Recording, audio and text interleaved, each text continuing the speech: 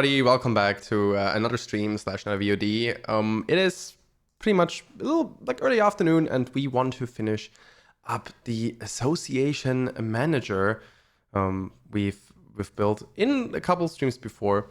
So it's about time. Quick overview once again for everybody, maybe watching first time. Of course, always nice to check the whole series, but still, let's look into what we have right now and switch over to our browser with the amazing intro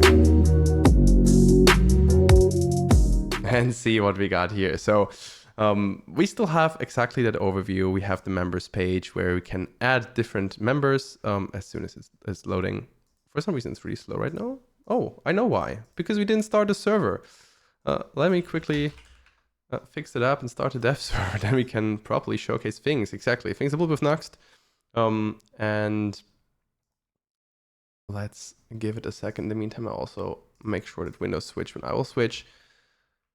So let's see. Here we go. Yeah, the members overview page. We can add members. We can edit members. That's has been there for a little bit already. We cannot add payments yet. This is something we work on right now. We can add payment roles. So that's also an important part to make sure that we can say different members can have different different fees to pay. Yeah, and then we worked on the payments yesterday. So what we achieved and what kind of worked but didn't work was the following. So if we go to the devtools here and just debug, we added a little route here, API finances payments, and we want to get basically all the people who need to pay. So in this case, we have 3 people and only one of them has a join date and leave date. So that guy has to pay a yearly amount, so that works. The only thing is that the payment date doesn't really do what it should do, because the payment date should be the 1st of July, and it kind of is, but in local time zone. So this is where we left off last time, which is not ideal. So let's look into how we could fix that. Let me quickly also spin up a V-test here. This is still in the stream PR from last week. Maybe we should merge that first and make sure it's actually done so people can follow along with that. Yeah, let's start with that. So let's go to GitHub, to the association manager. Of course, as usual, we have the GitHub URL included everywhere. So let's quickly do this. We compare that to stream. Yeah, and say basically feed payment work in progress. Because it's still not in use, we can do that. Of course, if this is a live application, we'd have like a dev branch and something. So yeah. All right. I think I should have squashed and merged. But yeah, I should have. It's fine. It could be worse. Let's go to main and pull. And now we have V-test up and running. And V-test is passing. That's all correct from last time. The only thing is that we comment that we removed some tests. So let's maybe revisit that. We had it in payments, I think, in the server utils over here. We had test cases set here to do fixed tests to ensure payment works. So the problem here was basically that we would expect a payment, or even we don't need the get time part. We can actually fully get rid of that. We can just compare them step by step and say, okay, we want to have the 1st of February, for example, but we get the 31st of January. And this is actually expected behavior if you use start of the month of date functions, because it will convert it to local time zone. And the problem here is, so we could just use everywhere we use new date. So where we like basically create a new date out of that and just add T000000, and things should work as expected again, because then it will just create it as UTC, not as local date, and things will be fine. But of course, that's not super obvious to me, and we also have to actually change that in our test. So when we pass here in the other window, let's switch quickly back to the browser. In the other window, here, let's pass 0, 0, 0, 0, 0, 0. And it still doesn't work. Okay, that's interesting. Because that should be... Oh, might have to double check that. Also with Z. That's very interesting because now the tests are passing, but this isn't. Because we only changed the test information, which is correct. But yeah, let's see what we can do here.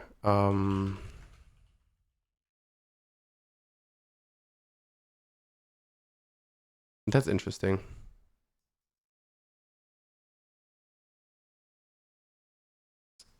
We don't have query, we don't have headers, cookies, it's all fine. So it should be really this. It's also string, which is correct. Okay. I mean, okay, we compare it to this. If we don't compare, let's see, if we don't compare it to that, it will fail. Ah, okay, so we basically only fixed it, quote unquote, in the test itself. Then we might need to use UTC data, I think. So that's always, it depends a bit on how we handle time zones. It's probably not a big deal. But yeah, time zones can be a bit of a mess, as you all know.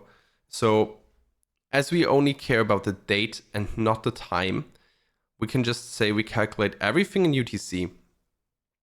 So if somebody puts in a date that should be UTC, then that should be okay. So what we can do is there's date functions that we checked out last time.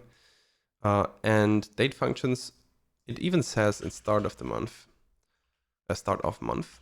There we go. Here it says return start of the month for a given date. The result will be in a local time zone, which is definitely not optimal.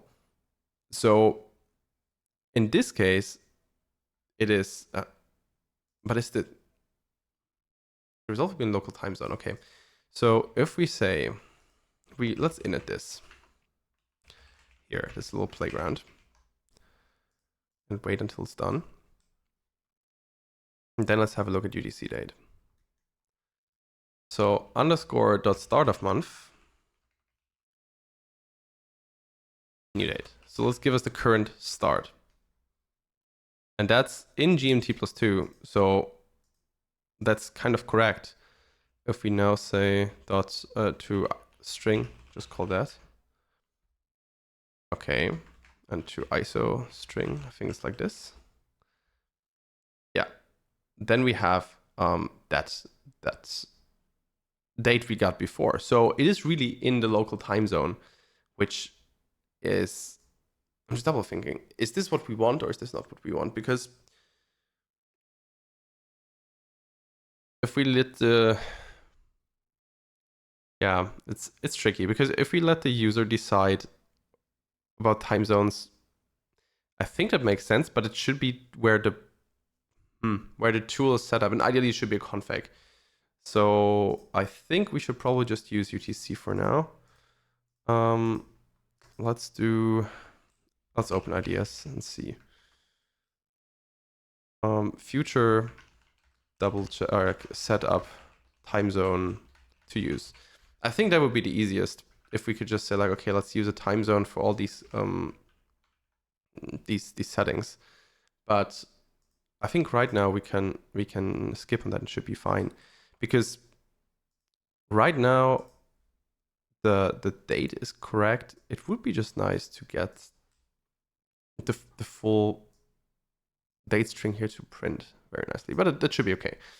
We can figure out how that works. So the tests are passing. We're good with that, and we can commit that actually. Let's add a new branch.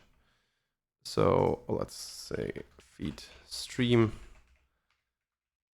and we are already on Tuesday. Here we go. So what is left? What did we miss?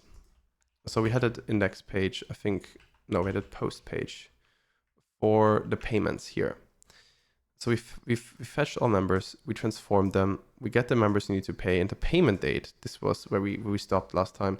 Now UTC date handling, we have the to do. We can probably remove that. And maybe add it to the code as well, not only in ideas. That might not be a bad idea. Let's do this in a sec. In payments here too. And start of the month to do double check UTC times. All right. So here we are. We have the payment date and the payees with the payment amount, which is nice. Now we only have to persist it in database. So what do we need? We need, let's say, create payment. Maybe that's a nice way.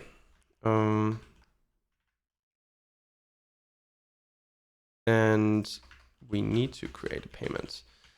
So of course we need all the payees, basically, with payment, basically all the payees. So that's fine. We need the date where the payment should be like aimed for, like the month, let's say, the start of the month. And we also need the collection date, which is when it's actually executed. So because we can say, okay, let's do this real quick and say, so param collection date is basically, we just say the date, the money, but the date the payment should be collected, obviously, but the payment date is basically not the date the payment is due, but the date or the start of the month where the payment belongs to.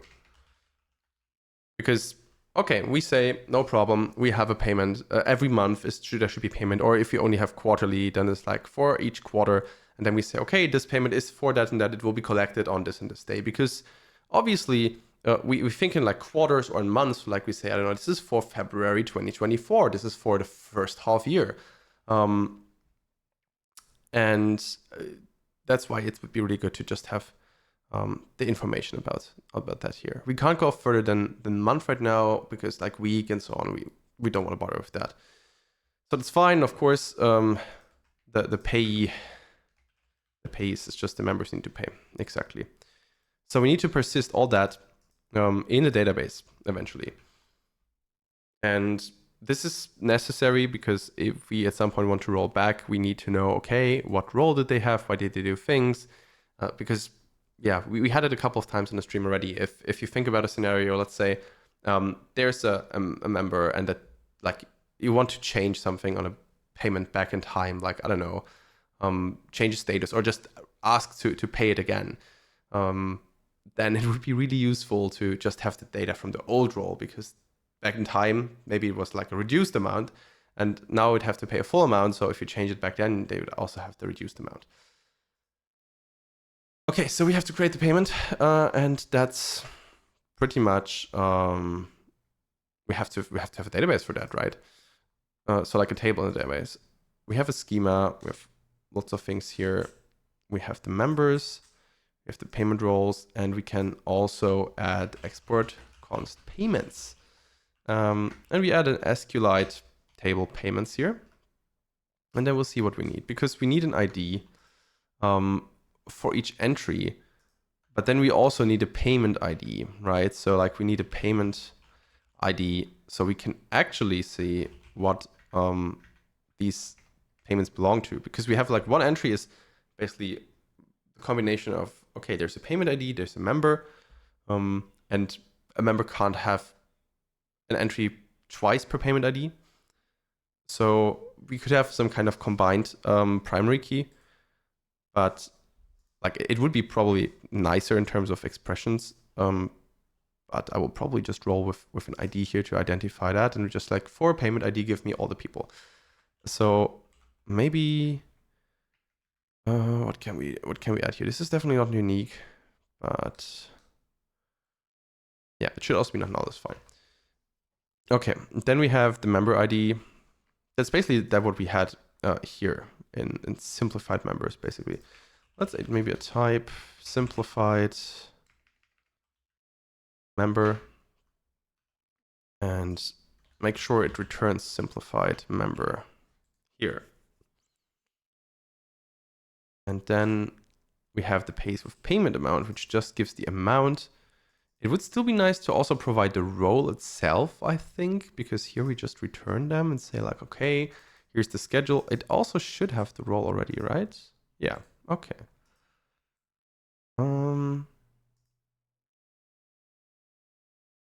Yeah, payment role amount, and then we do the payment amount, and we do like type simplified member with payment is this, and payment amount number. Okay, and these are the payees. It's quite complicated. Yeah, it is. That's always the issue. Like it's this kind of software is of course not trivial. We have a payment date, which is the date. We have a collection date, which is the date. I'm still contemplating to not use proper dates here, but just date strings. But we will see if that makes sense or not.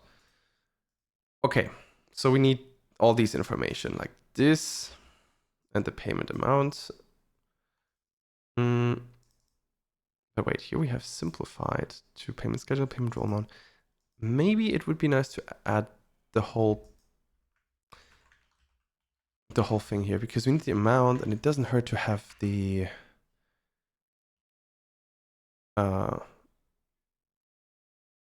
actually we can just set it like this, and we remove the nodes. How about that?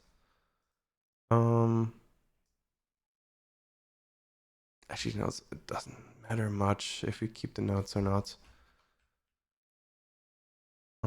Okay, let's also make that a bit nicer. So we return this, and then we say, okay, payment role. Let's say const role is exactly that payment role. If there is no role for some reason, we have a problem. So if no role, throw new arrow payment role found. Role for member dot, I don't know, first name, member, last name. Actually, we give an ID because it's not good to store personal identifiable information. Oops, identifiable information in there. Let's quickly switch back. Here we go. Payment role found. Okay. So now we have the amount here, which is role.amount. And we can get the ID, which is the role ID, and the name doesn't hurt. No, title? No, it's name, I think. Yeah, ID, name. Okay, that's fine. We can also just say like nodes and role and just set it to payment role.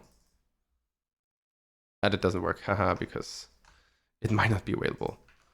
So let's do nodes underscore nodes underscore payment role is role. And we just assign it here. Okay. So this is a bit different now. We have to maybe adjust a few things, but it's fine. Amount is number. ID is number, and name is string. So then this works again. Then we have to probably update a few more things. All pay information, we have to update this again. Now we probably should define or use the same type here. Why didn't I do it before? Interesting. So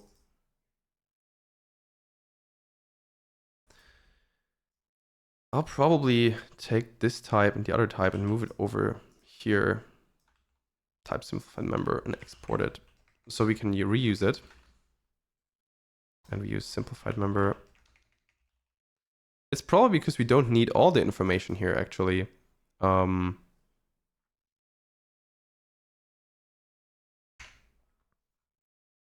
guess that's why. So let's say simplified member, and oh yeah, then we have to fill all that. So payment role should be amount this. That's why we didn't use the same type, I see. And I messed up the things here. That's fine. Simplified member. Okay, let's get all the payment roll amount and just say payment roll amount. And that's it. I mean, it would be enough to have that amount here, so we can even make. Well, don't need to make it optional. We can just fill it in. Come on. So ID1 name empty string, and we're good. Oh, and we missed this, and here too, and then we're fine. Okay, tests are still passing, I hope. Let's see. Yeah, tests are still passing. That's great. That looks fine. So we want to get rid of this type and import that.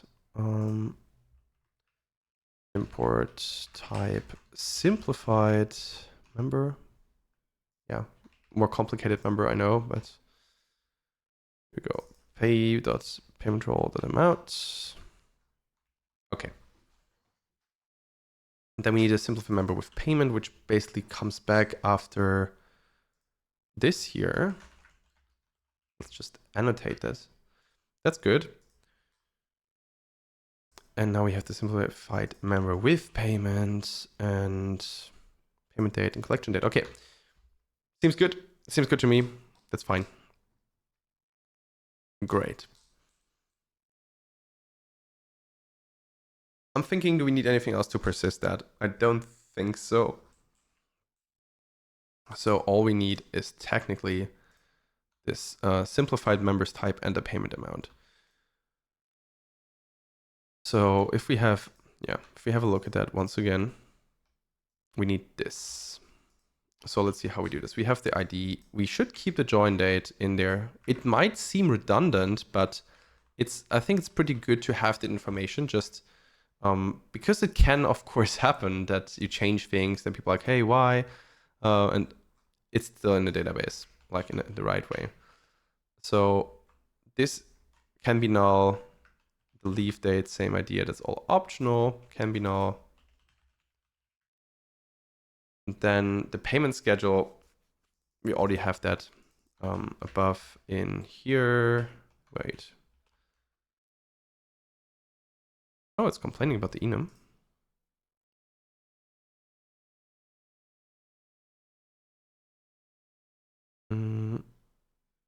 Okay, we can check that in a sec, but that is, we'll see. So we'll use that for now because it is basically the same. We'll fix that later on. And of course, we want to keep the convention of the underscores here. Okay, let's just do it manually. Payment schedule. So we have this, even though it seems redundant, once again, it's better to have this. And if I just take a look at the payments table, I know, okay, I have these members had to pay because they had these settings. So even if you change something in the system or mess something up, they will still be in there. Also great for the records. Okay, then we have payment amount, which is a number and should not be null. That's an integer, of course. Oops. Yep. I'm not good at typing today. Also, we need a leave date here. And, wait. Yeah, okay. Join date, leave date. It was correct.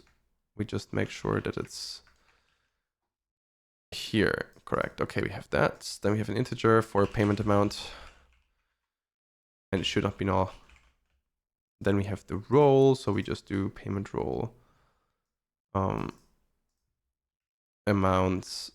I mean, this kind of makes sense if you have the schedule and the amount. You don't really need that. It would be enough to save the name, but it doesn't hurt. Once again, so better save than sorry. Payment role amounts. You have to payment role ID. that should still be. That's the thing. It should, in this case, it shouldn't be referencing because technically you can remove rows, right? So I'll just comment that here just in case, right? Not referencing because a role could be deleted already. So this is good if it's distinct from that. This is a deliberate choice to not do it that way. And we need a payment. Come on. Payment role name, please.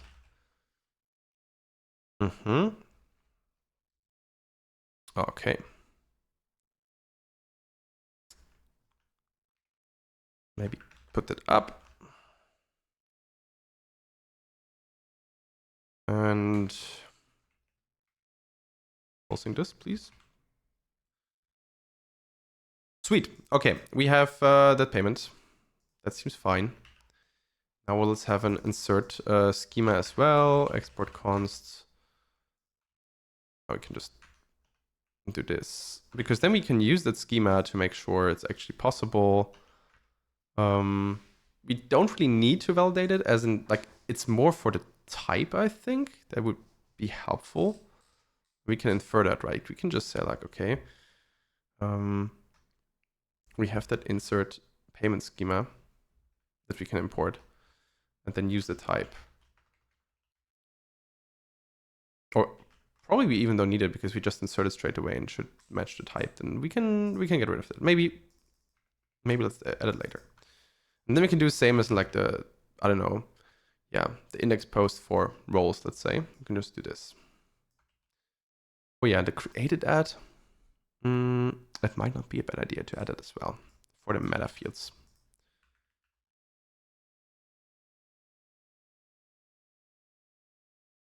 Okay, so and now we can just do this. We don't have to validate because we do it ourselves. So we insert now into payments.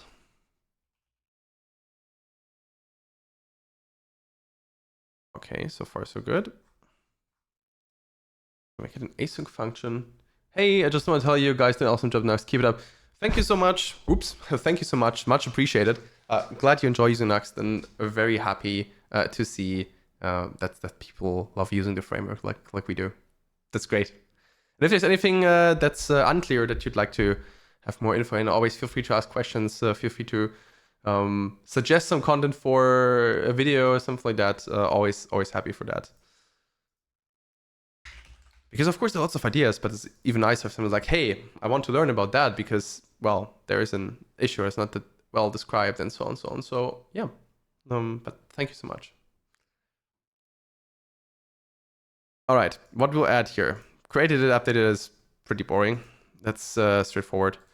So we basically just take the things we have here, except ID, of course. And you know what? Let's quickly do this and set it. Yes, I'll use Nuxt to take over the world of map. Haha, nah, perfect. Yep. Don't forget us after you did you were succeeded with that. All right. So let's fill this out nicely. So that will be interesting. We need multiple entries here, obviously. So,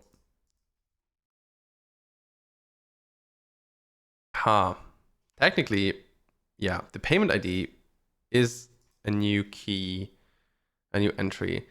That could also be. Do we need like a mapping table for that?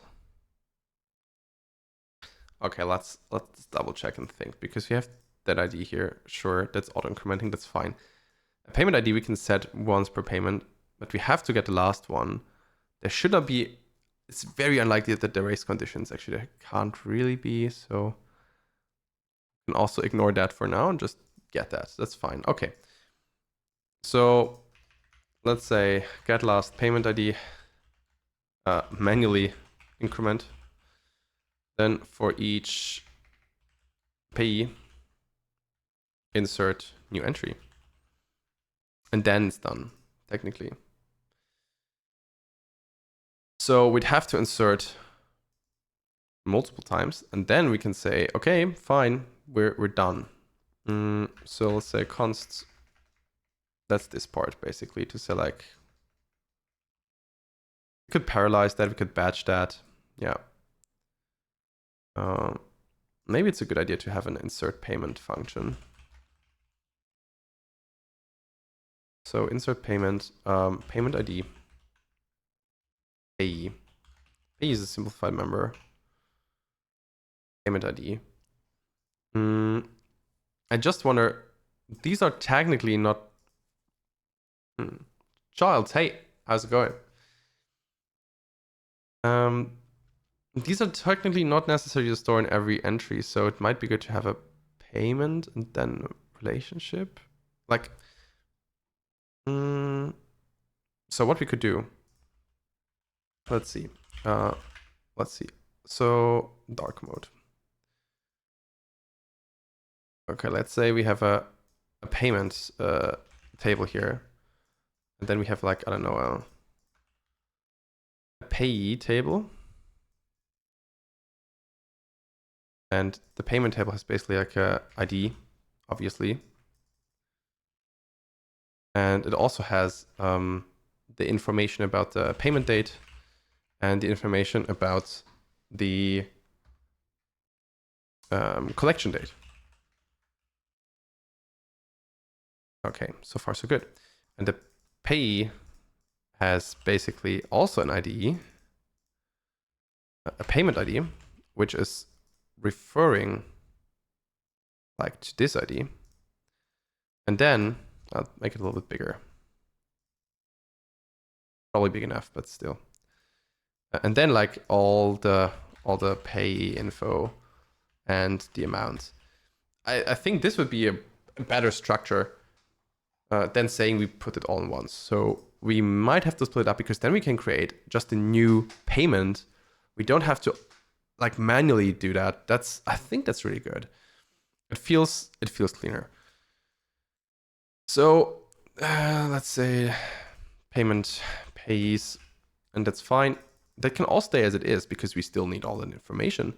But actually, payment Payees. But we also need the payments table. So the first thing we will do is create that payments table.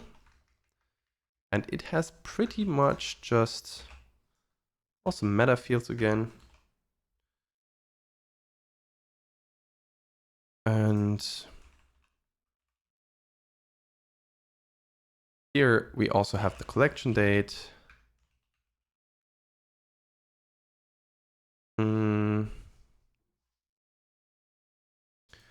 I'm not sure if you save it as string or not. I'm not entirely sure yet.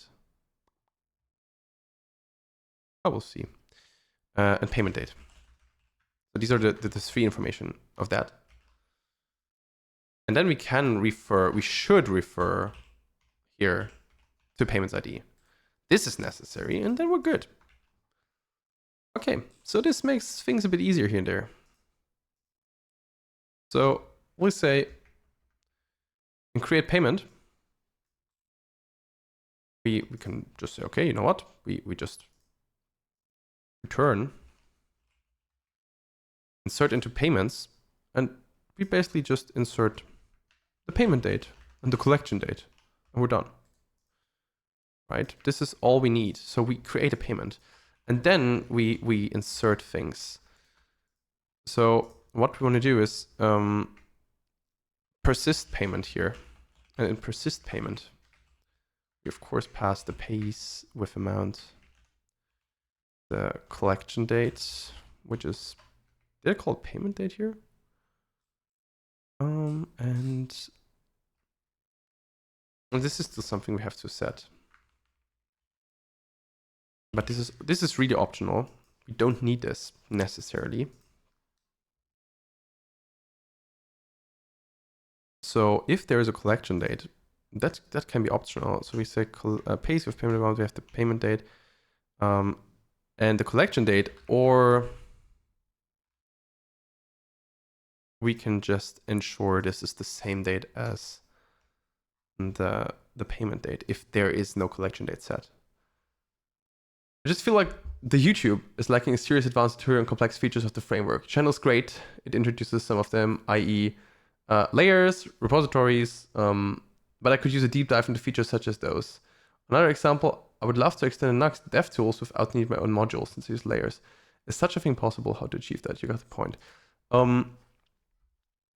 So you can still, so first, yeah, I also think like more content around it would be cool. I really enjoy Daniel's streams, who's like streaming on like bug fixing, going through internals and so on. I also think like some more deep dives here and there could be nice. And in a way, that part, like streaming on a real application, as what I'm doing right now, it's more or less a bit part of that as well. Because in lots of scenarios, to go really deep on a feature, you'd have to have a use case. And to build up that use case, it's sometimes really tricky. So it's more like, here's a, basically to solve, here's a 5-minute solution, but there's a 25-minute build up to that because you need all these more or less complex scenarios for that. But I see what you mean. And with extending the DevTools, I still think a module is fine. It can be a local module. Like you can just create a modules folder in here. So I still have the old structure, as you can see. But like you can create a modules folder, index.js, and, or I don't know, my module, doesn't matter. And you could technically say here, yeah, I just exported and create my own module. I provide it in the base layer, let's say, and it should be fine. So you don't have to go through the hoops of like, okay, I have to publish it and this and that. But I don't think there's a way around the module for that. It's just probably easier than you might expect.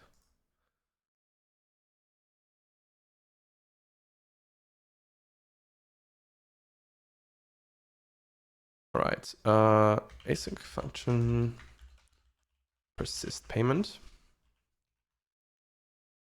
And yeah, exactly. This is not what we want because we need, we do for const pay of Payees. Oh, wait, it's not async yet. That's why it was suggested. And then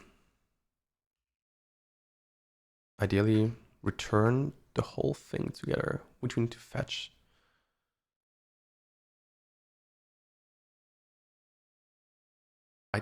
Do we need to fetch? Yeah. Return the combined payment. Probably there's also a like multi-insert, like insert many or so, who knows? Otherwise, I mean, if it's just there to return it, right? So let's say const pay handles Payees. And we can just say handles Payees the push.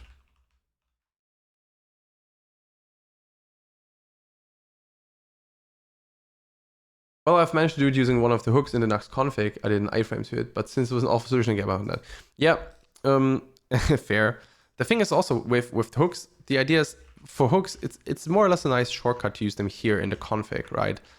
Ideally, I would also opt in to use these in a module instead to encapsulate it a bit more, because otherwise your config might blow up a lot. And there are lots of things happening, and it's nice to encapsulate it in its own thing. Like you also have a composable to encapsulate logic, the same way you can do it for a module.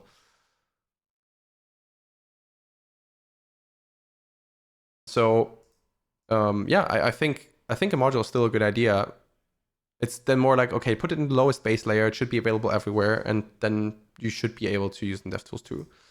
But it's actually something I rarely see, but I want to see more people extending the DevTools, because it's really nice. Like plugins, like let's say differently. Nuxt modules can extend the DevTools. Of course, you've seen it already. We have that as well with like Tailwind, for example, has a viewer in there, and icons have all the icons in there, and so on and so on. But also for your own application, like building your own DevTools is super cool by just saying, okay, I have a tab in the DevTools, and like, okay, go to that page, open this and that. So it's really helpful. So for everybody didn't try it yet, do it more often. Maybe also something for next stream or for video. I might just make a note. It doesn't hurt. It doesn't hurt to make a note. Let me quickly do that. And that was my email client, which you probably heard. So I will quickly close that. All right, content. Yeah, I have a long list of things there. So there's, I know you can't fully see that, it's okay. Like there's a long list of things to go through, but I'm happy for new ideas because some are like, yeah, some are more tricky, some are easier. Next, DevTools extensions. Nice. Sweet. Then let's get back to this here. We push the handle Payees. We would get back what we had before here, like this. But we don't use payments, we use payment Payees here in this case. And payment ID is just a number. So this might be easier. And also here we do return. Let me describe my use case. Okay, let's go. I did some kind of a layer config, which I keep in the public runtime config here. I can, for example, for instance, register items into menus. Okay, that makes sense. And then I present an application. Yeah, I was about to create a dev tool that would simply show me what items to have registered in the menu. Though was not managed to do this in the iframe as described before, so I gave up on that. I see. I mean, the good thing is you could probably, if it's in runtime config, it's also in window / later on it won't be in window, but it's in your HTML. So probably you can send it over. I don't have a straightaway answer for that, but I think it's possible. Yeah, like iframes is of course the most simplified version of that, but technically even your iframe, you could do fetch request to your application that's running on your localhost and port and get that, right? Or like have an endpoint in dev mode that you can just like trigger. So I think there are quite some options to explore.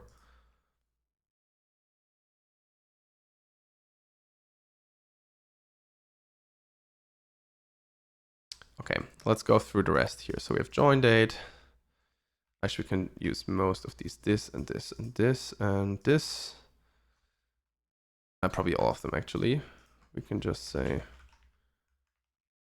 pay, that's this. And then we do here, payment amount is fine. We need to extend it with simplify with payment amount. And then here we just set a few dots. ID, amount, name. And people should be happy. Okay, so we insert the payment for them. I mean, if it would be like really nice, we could like, technically it would be good to have some kind of, also to do transaction. And maybe let's move this up because we don't use that here, but here. Transactional system. So if anything fails, then it would be great to like revert everything straight away because they all belong together. But yeah, that's also to do here. Anyhow, many thanks for your efforts, much appreciated. Yeah, you're welcome. You're welcome. I'm happy if I can help, and maybe that's maybe it's something you'll try out and I like doing. Okay, here we will just return the payment that we just created, and we create also the Payees, which is the handle Payees. We have the payment information, we have the Payees, and we should be good. And that's all we probably need to do for create the whole payment. And it seems nice. Data undefined, yeah, right. We can still set this to payment date. So we make sure defaults to payment date. We make sure to select, okay, worst case, you can just do it right now. Lovely. Okay, payments are done. This is fine. We don't need to save this. And we could just try it. we can literally give it a try. First, we need to probably restart and migrate. Pnpm db generate.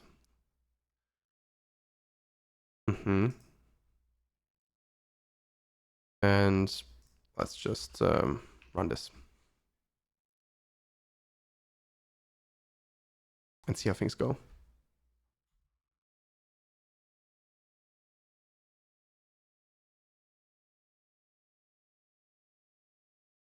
SQL code did not contain a statement, which is probably correct. That's probably correct because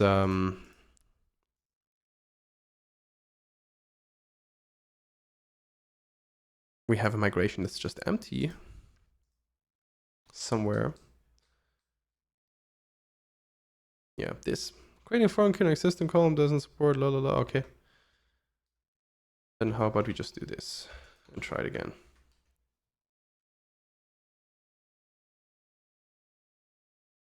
Worst case, I'll just nuke the DB as usual. Actually, on this note, it might not be a bad idea to nuke the DB. How have you been liking Drizzle? I've been using the Nuxt building and I like the API, but the migrations have been a bit rough spot for me. Yeah. So with SQLite, because I have to SQLite because I'm using Nuxt, that's what Cloudflare eventually provides as database. With SQLite, it's a bit rough. I think it's not as powerful as like a PostgreSQL and stuff. I have the feeling with PostgreSQL it's more fun, but yeah, right now it's okay. And I hope there will be more efforts towards the SQLite part. But besides that, like for PG, I had really good experiences with the migration. Here, it's a bit tough. So I also used Prisma, well, not with Postgres, not with Postgres and not with SQLite. That also worked pretty well. So I hope that's that. D1 is also not exactly like SQLite. Yeah, that's another point. That's true. Which doesn't make things necessarily easier. I have another project in Nuxt that I was showing yesterday in stream very, very briefly. And I didn't use the DB for that at all right now. I just push all the JSON things in the KV because that's enough for now. But I have to go for some kind of database at some point, and then I'm curious whether I will use a D1 or whether I will not. So we'll see. Okay, this thing is up. Let's give it a shot. So reload devtools. That's good. We have the previous payment date, and let's send a request. Okay, that's not exactly what we wanted, I think, because do we call the method already? Oh yeah, we return. Oh, yeah, it works already. Probably it's just that we didn't return what we wanted. Okay. I mean, we can check that. We can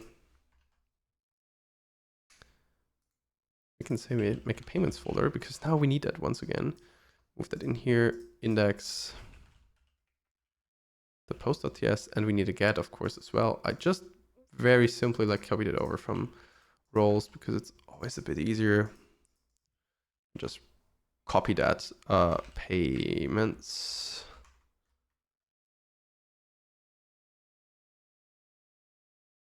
We don't need the schema. So that should be it. And it's not possible role, of course, possible payment. We have to fetch the Payees as well at some point, but let's see if it's actually existing or not. It should be in there now. I use Superbase with Nuxt. It's pretty smooth, and when it comes to migration, it's really easy. Yeah, that's true. Like Superbase is also really, really nice. I've seen people using that with Prisma. I've seen using that people like standalone. It works well. Hey, welcome back, Nikki to K1 to the stream. Let's fetch. It's there. That's good. Nice. We can continue from there. We like Superbase, and the people in my group decide to use RLs. Yeah.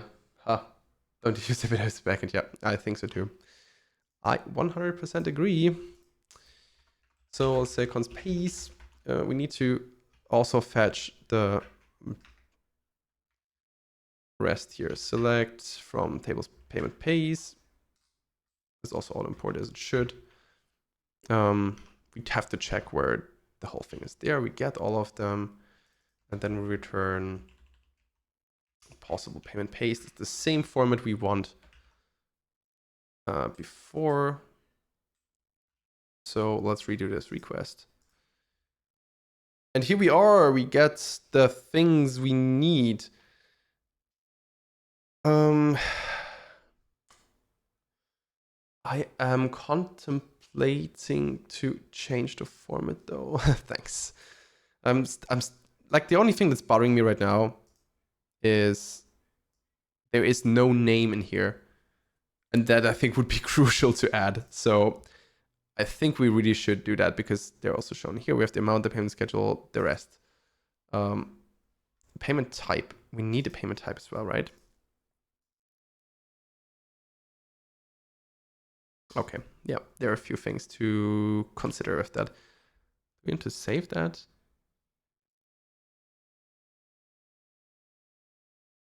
I'm wondering if you want to save the payment type or not, because does it matter if someone paid in cash or like electronically and we want to just redo it?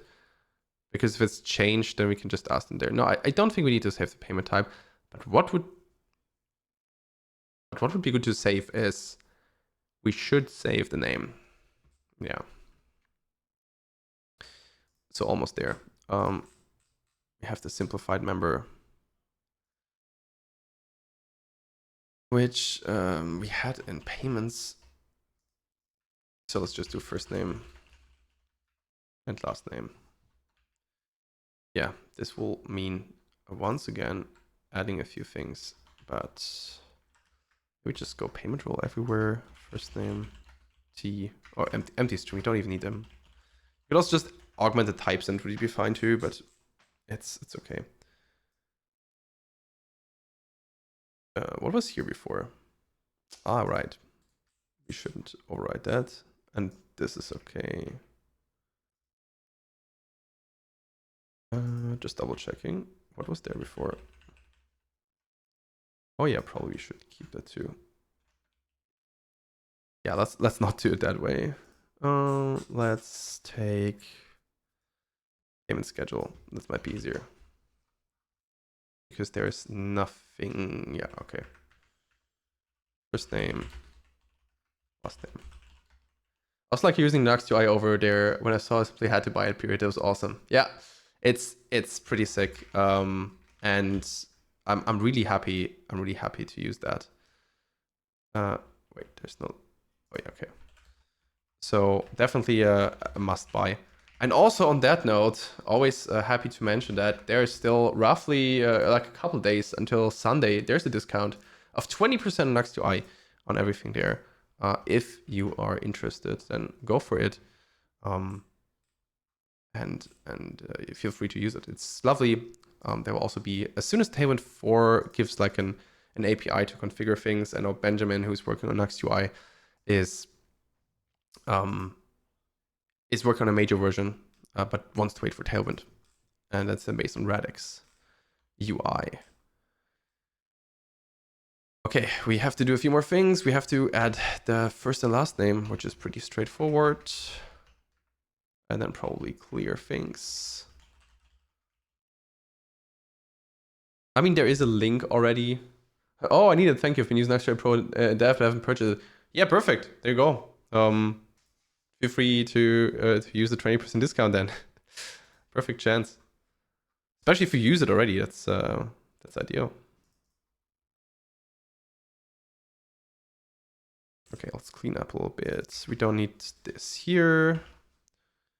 That's fine. That's fine. We need to insert and then we have to update. Okay, let's update the payment pace table by saying we use first name, last name. First name, last name. It would be also fine to not have it here, but yeah. I mean, Nuxt Payees, Nuxt UI saved hell of dev time for me. It's no brainer to use it. I agree. I think so too. Also, like on a project, I was basically working with a third-party API. I can quickly show it. It's totally unrelated, but let's have a quick jump into that after changing everything around. So there's this project. It's called TFD Hub. I showed it yesterday on stream already, but I'm happy to show it again. It's super rough. And the idea is it's using a third-party API from a game called The First Descendant. This came out a couple days ago. And yeah, it's very obviously Nuxt UI. I didn't like use much time to customize it. The colors are also still off and so on. It's more like, okay, I want to put something out there, and basically it's just like listing all the things that you can get in the game. Super basic for now, but it should become more advanced, like a whole build tool. And you can of course also look up people, like what they use in game, whatnot. So it's it can be a really cool tool at some point. Of course, right now the focus is on the association manager to get things done. But yeah, it's fun. More and more people from the community using it, and probably some people know Overframe from people playing Warframe. If there's some people playing in here, and there's like a way to like create builds around your characters and like what kind of modifications and whatnot. And this is also the goal at some point, but that's still further away.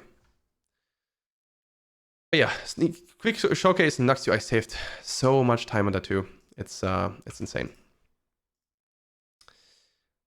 Something else that's insane is the changes that we still have to make here because they're insanely easy. Here we just need to add first name and last name, and that seems pretty good. Okay, we can also, let's see, test still passing. It's very important. Like I really wanted to focus that test part on the payment side, just because as soon as you handle like financial data, it would be really good so everything makes sense and works out. Okay, so we're good.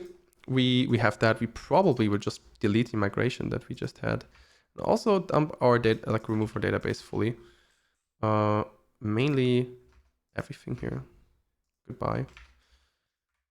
So we can start clean slate and add the people in there and see how things will work. Oh yeah, all the types fail now because the Nuxt folder is necessary. Okay, see what we need. Set withdraw date in the future, so a collection date. We did that. Like it's not in the UI yet, but we have it in the database. Get the users have a payment date, a payment due. Yep. Create a payment ID, each user role state. The state. Damn it. Yeah, that's a good point.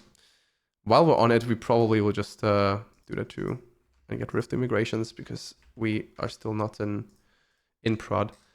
A state would be really nice. Has paid. Yeah. Is there like a Boolean mode? Yeah, mode Boolean. Nuxt is so goated. I mentioned to build a short clip voting tool in a few days, which is by 30k plus users. It was insane how fast it was. Yeah, I 100% agree. This is the nice part. Like you can prototype things super fast. You can like build up on these MVPs and prototypes and build like insanely huge applications that will work super well, while also getting the goodies of like good performance stuff out of the box. And with things like Nuxt Studio as like a Git-based CMS or Nuxt Hub, you even have services around. It's like, okay, you can use them for free as a solo dev. You like right now, okay, we're building the whole thing with Nuxt app. We have all Cloudflare. We could use Cloudflare as well, like based just simply plain, but it would be so much hassle. So all the integrations are pretty decent. Yeah, definitely a good thing.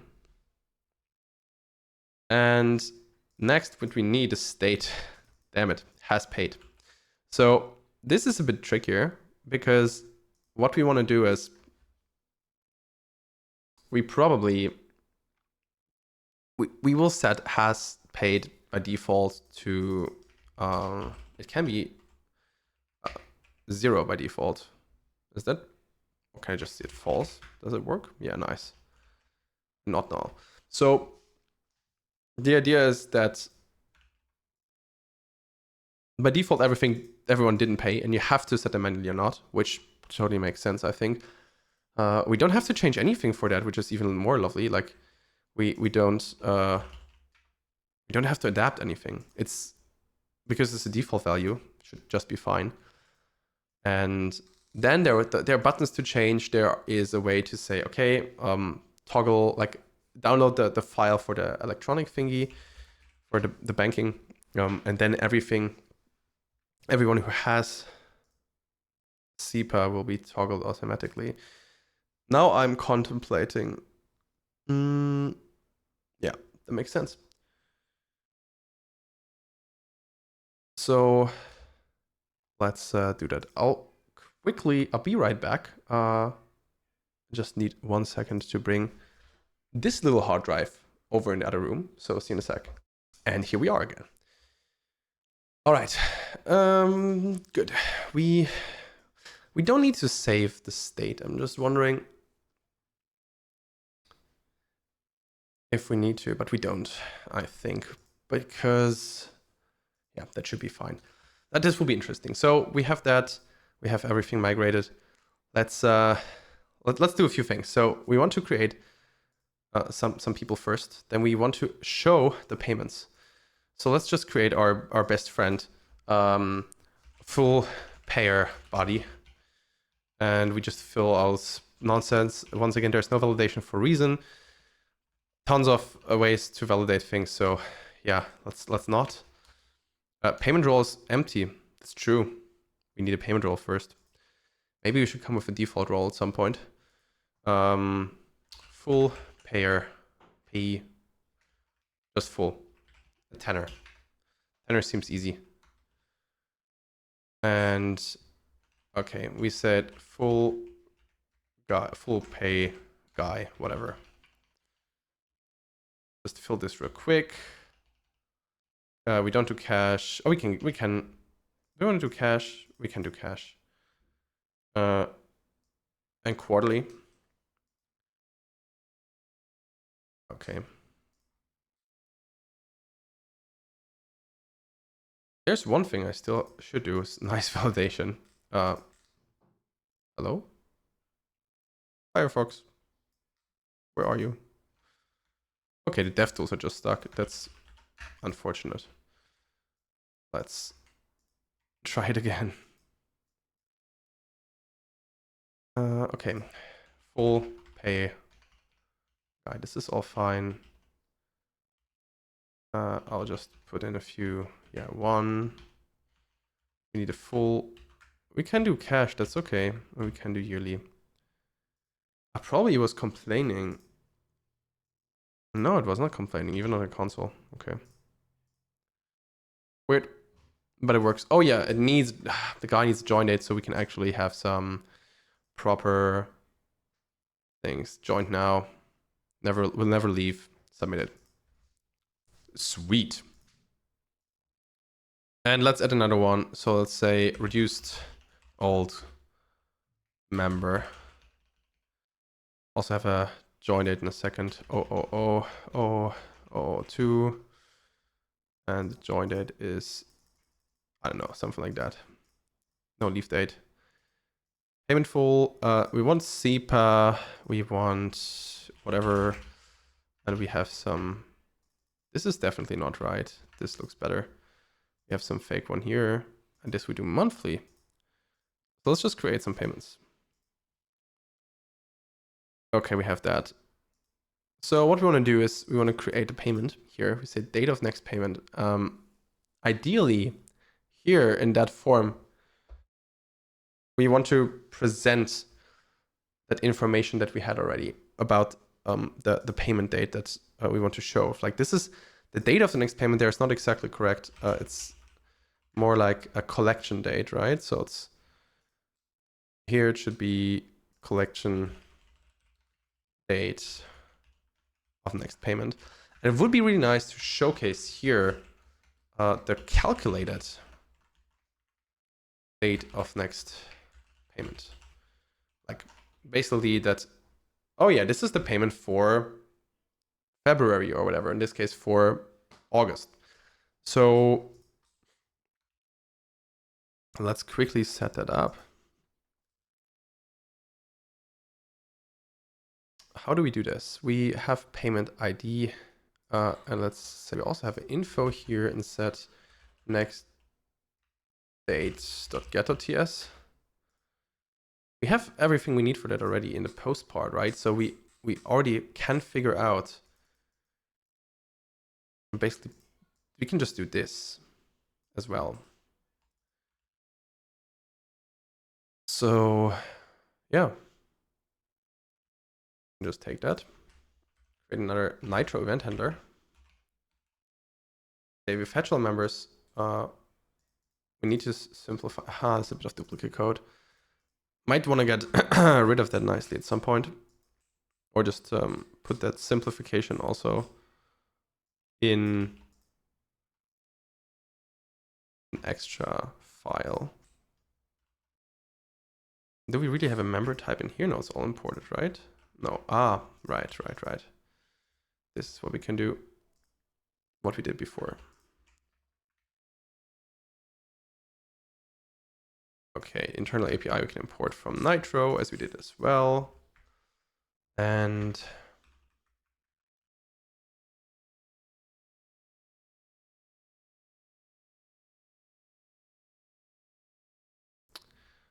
okay, do we have, yeah, we still have previous payment or started.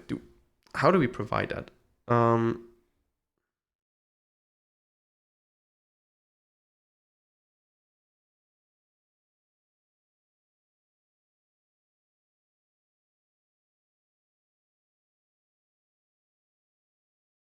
So the previous, okay, let's just double check the logic. Previous payment date or start date. Yeah, that's correct. That's correct.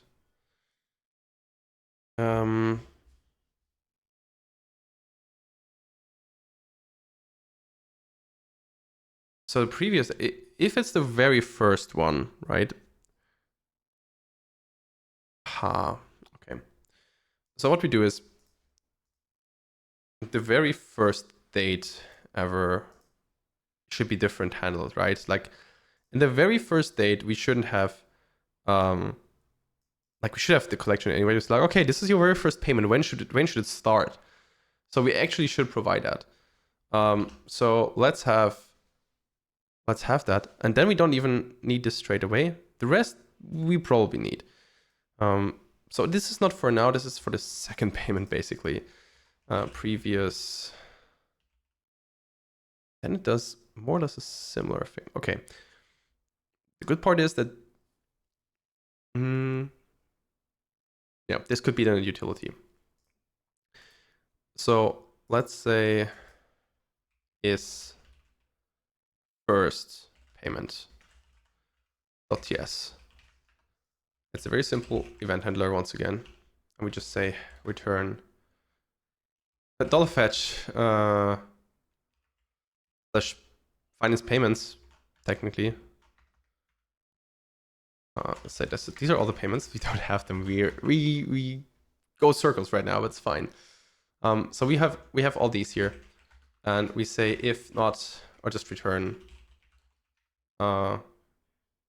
is first payment length. That's it.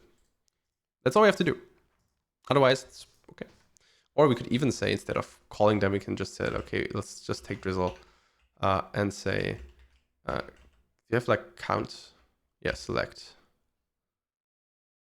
Though it might be, yeah, we can just do this. The overhead should be minimal. So from payments, and here we should have, I'll just get it.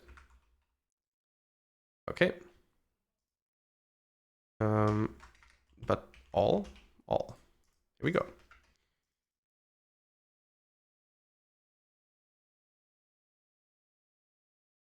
Okay. So then we don't need the extra endpoint. That's also okay. And that's it. So we have that is first payment endpoint, and we should call that here to see if it's the case or not. So let's say in here const data is first payment equals await use fetch. And here await is on purpose, mainly because we should just return true or false. Come on.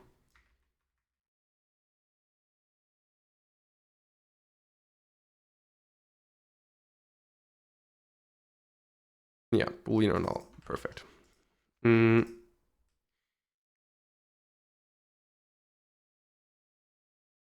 We want to wait it because this is necessary to see what's happening in here.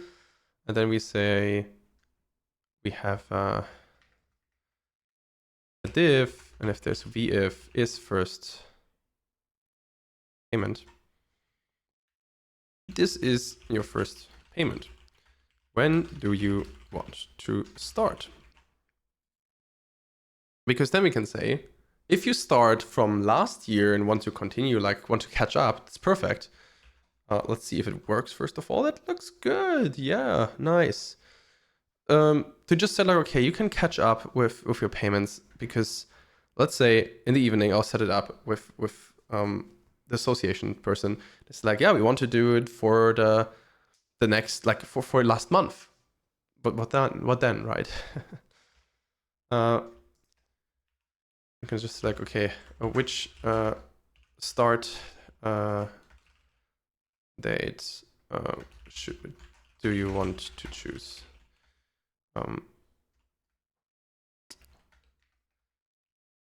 And then we can just say, take the form group.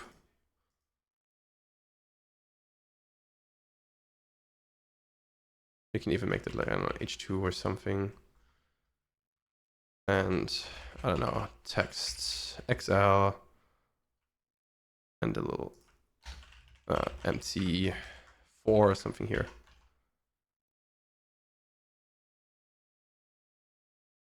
And maybe the whole thing should get a MB8. Yeah, something like that. Okay. Next, we want to have not collection date, this is the start date for the first payment.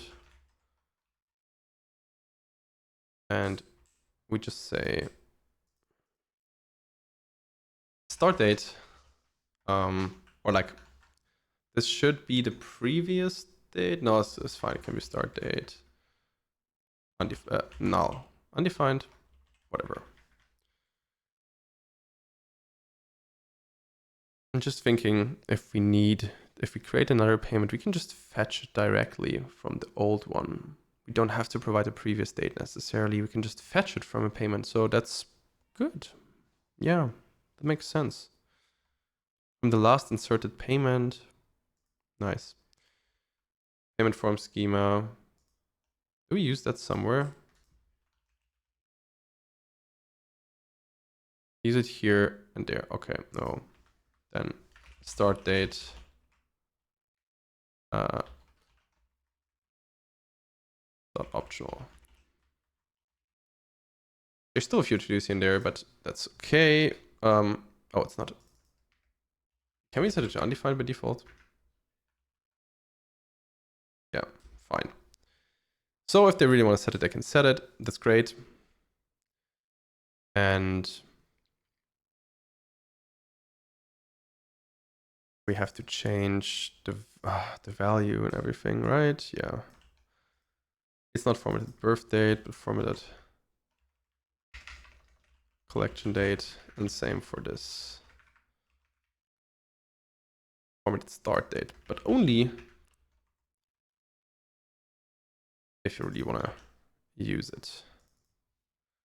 Oh, too bad.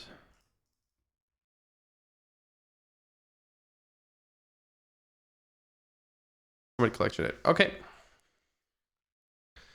Let's see. Start date for the first payment. And we can say, yeah, let's start in June. It doesn't do anything, but we could say that because it doesn't have the V model on the right place. So, no, there's the state. Wait, what? Oh, the name. Yeah.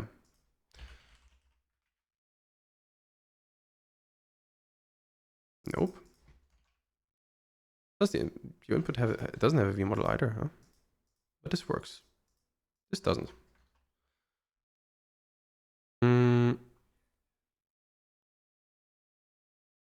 It's in start date. We have popper, we have this, we have that. Moded. Oh yeah. Sometimes. Let's start in June, for example. Okay, then we can hit submit, and then it will happen. And we can hopefully just say like, okay, then we start with the July.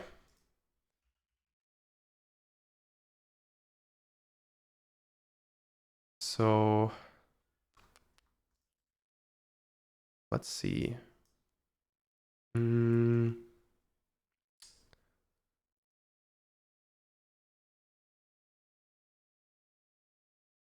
when we have to submit the whole thing, we will call submit. Okay, we'll just push it out. That's fine. Then we just need payments. Create, and here we say on submit. This is implemented, and we say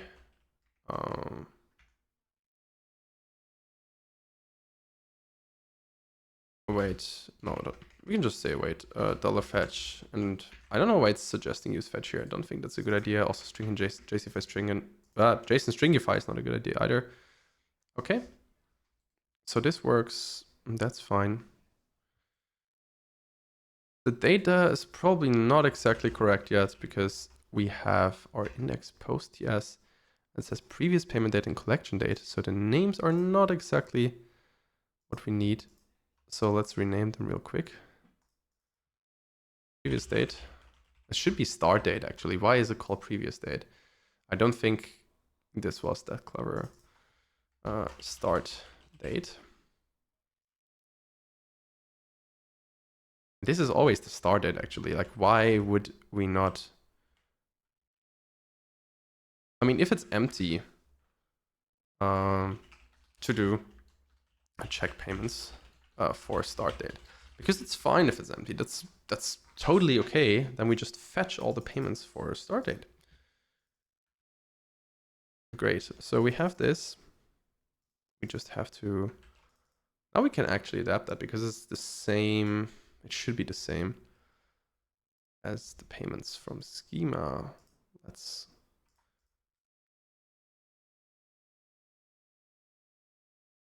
Oh yeah, we can ignore that for now. That's endpoint, that's fine. Because the next date, yeah, we can ignore this for now.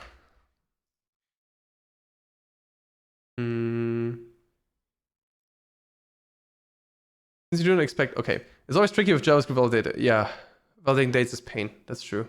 Since you don't expect any data back, would you not use fetch, right? You would not use fetch. So the difference between use fetch and $fetch is mainly that one of them is a composable and one of them is a fetching function. So I have this on submit, right? And this is an event handler.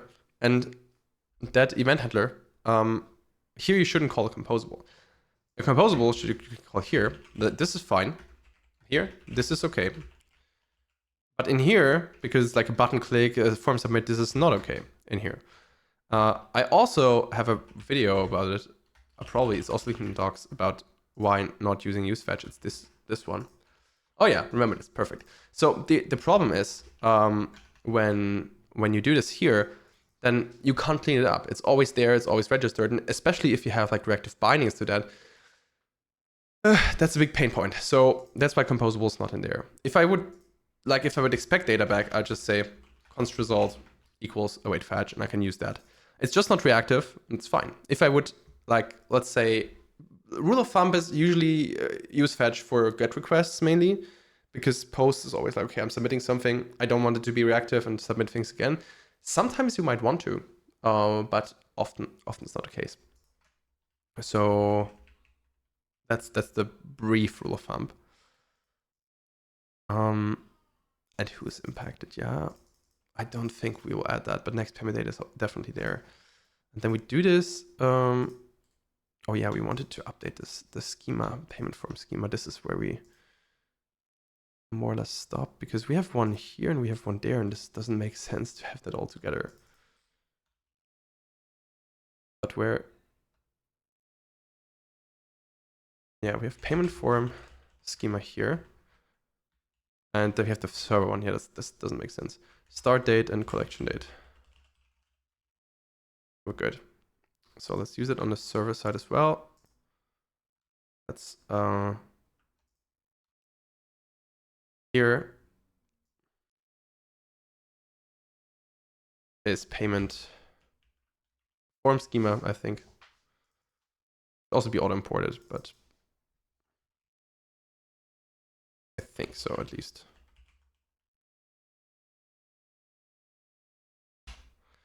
It's still adding it, but I think it should also work like that. No, it doesn't. Interesting.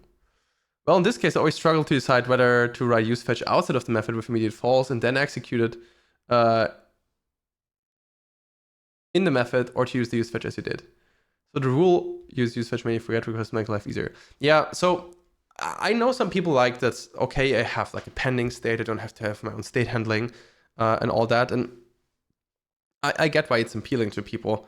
But I personally also not a big fan of like calling that outside, like let's say on that create page here, like calling, I don't know, like const here with data execute is useFetch basically slash whatever. And then you set as you did with immediate false. So you can do that and then just say like here, await execute. But the problem is you still need, sometimes you need to have data, right? So how to pass the data in here? So then we'd have like a ref that's holding data, and it feels like you have to move local data because it's only relevant here in global state or like component level state. So for me, even though like, yeah, you have a nice loading state and so on, you can handle that. It doesn't feel right, let's say. That's why I added it in my video as like a second option if you really wanted, if it makes sense. But yeah, like $fetch for get requests, $fetch for post, put, and so on. Use fetch for get requests is a good rule of thumb. Sometimes you also want $fetch for get requests as well. And if you have, I don't know, like GraphQL or APIs weird, you sometimes also have use fetch for post. But in general, it's it's a good way. Is a useFetch factory function okay? Or does it make some sort of useFetch wrapper composable? So if you have this is something we discussed a little bit here and there. So there is an issue about it. Factory function, I think, is very simple. Yeah, so I think it's also linked here. Let's see. Oh, it was down there. That's fine. Factory. It's not linked. Oh, interesting. So there's factory function to create a useFetch or useAsync with default. So this is something that can work, but also for that still you only want to have the top level. So you don't want to have this in an event handler in click or something, because even then composables are created not in a view Nuxt context, and they can't be cleaned up, and ideally that's not the case. For wrapper, I would rather suggest building a wrapper around fetch, right? A wrapper around the $fetch, like creating your own one, having interceptors for that, and I also create a custom $fetch. Yeah, a video on that where I did this. So, oops, didn't copy. Let's try again. Custom $fetch or custom fetch. Yeah, there we go. So this is a better approach, and then you're free with your implementation, because if you build a wrapper around useFetch or useAsync data, you always have to use it in the view Nuxt context. With $fetch, the benefit is you can use it wherever you want. So yeah, that might be a better idea. Passing through the full stack types because we're to use that. Yeah, that's true. And then you can pass the $fetch to async data. Yes, exactly, correct. So if you have like a custom $fetch, I have this actually in the other project. So let's say const $whatever is $fetch create. And here you have, I don't know, some interceptors like on request, do this and this and whatnot. You can register this basically also in a Nuxt plugin. That's what I showed in the video. And then you can like use the runtime config here and do this and that. And then usually if you have that in a plugin, you do something like const $whatever. It's not as nice as it could be, but it's still okay. Is use Nuxt app. And then you have your $fetch here with all your env variables, with all your headers set, with everything. And what you can do then is you can say, either you use it then down here, or like if you need it in useFetch, useAsync data, you can say useFetch, and you do whatever here. And you can say $fetch and just pass it to, you can pass a fetch instance in here, or as an alternative, you can do useAsync data, and then of course just call $whatever. So both are fine. Yeah, that's I really like that pattern, and it makes things a bit easier.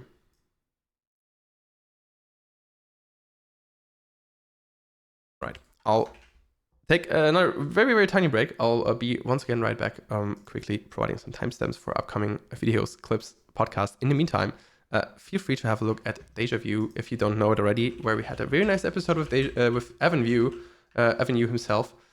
Or, of course, take the time to do whatever you feel like. I'll be back in probably just a minute. See you in a sec. And we want to continue with our lovely fetch call to do amazing things. So interesting. These enums are broken for some reason. Because it's probably because of asconst satisfies. That's why I had it in here. I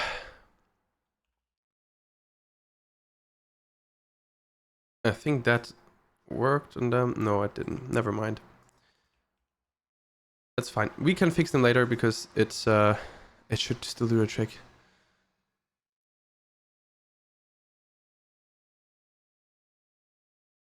Good. We have the start date and we need to use collection date. And I have to close the window.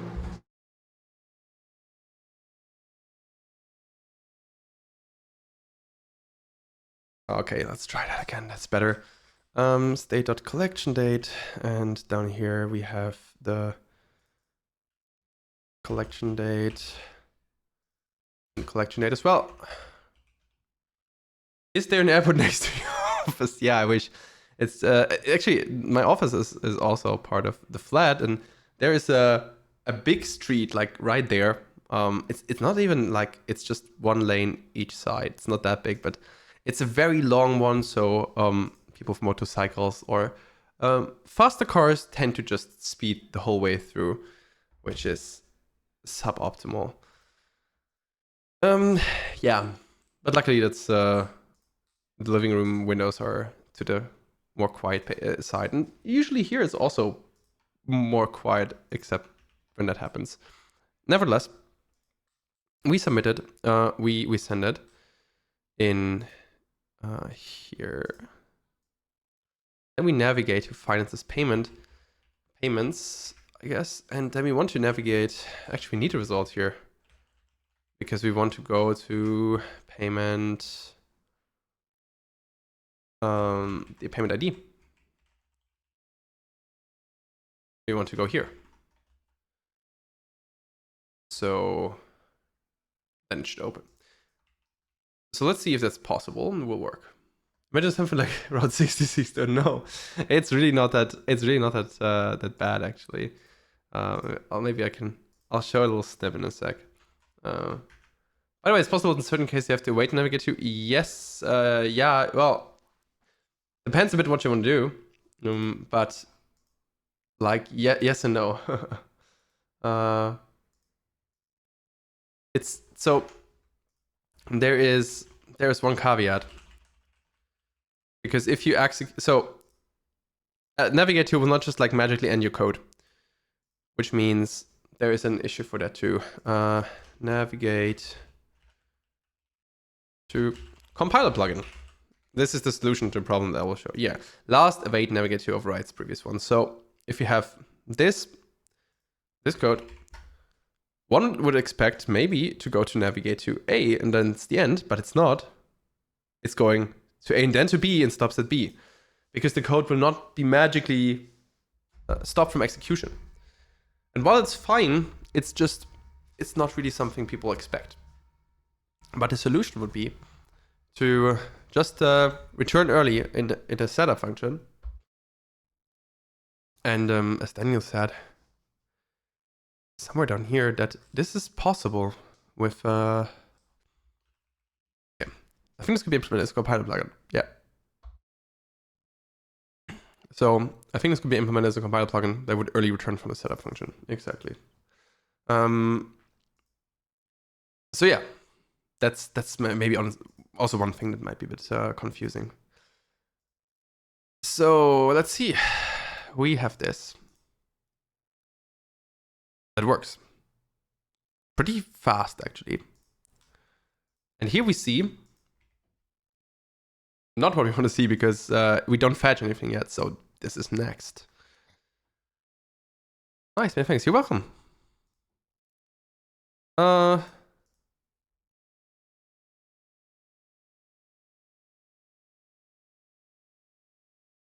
So we want to show these things here. Let's show these.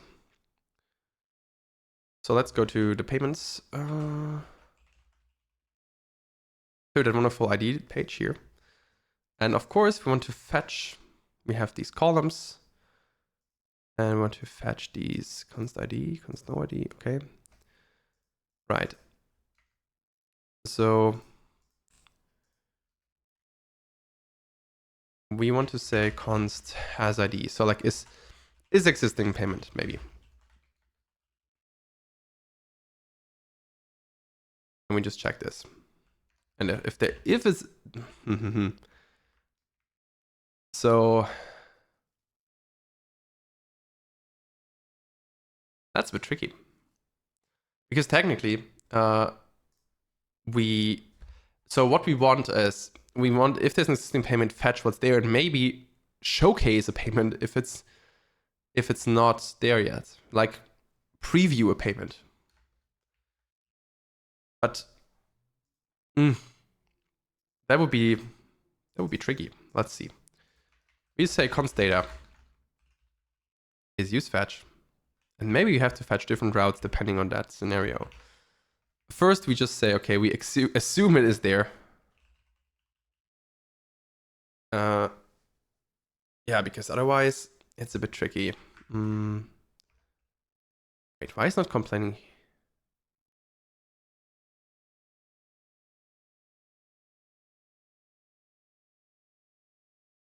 Oh, wow.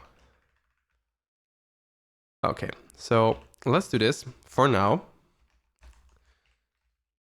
We can await this here. We should await it here just so we have that. And then we say Payees, yeah, const Payees equals computed data dot value dot Payees. Also, you might want to validate if the ID exists. That's true, though. Then we have an error here because that should already happen.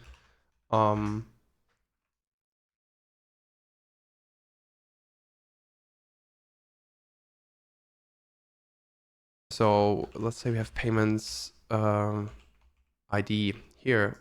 We already do validate if it's a thing or not. So that should work. What I do wonder is it's finance, payments, and then this. Let's write this template string, but it should have the data already. It shouldn't give us just an empty object, and that's correct. Yeah. Data.value.payees. Wonderful. Okay, we have this. And then we need .value. Oh, we don't need .value at all. But Payees is this or never? There shouldn't be a...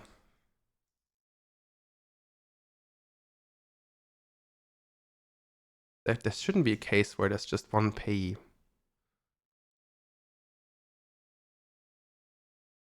So yeah, because it didn't fetch just one all. There we go. Okay, let's see how things look in a sec. Here we go. We just have the not a number right now here. That's fine. First name and first name again. That's not fine.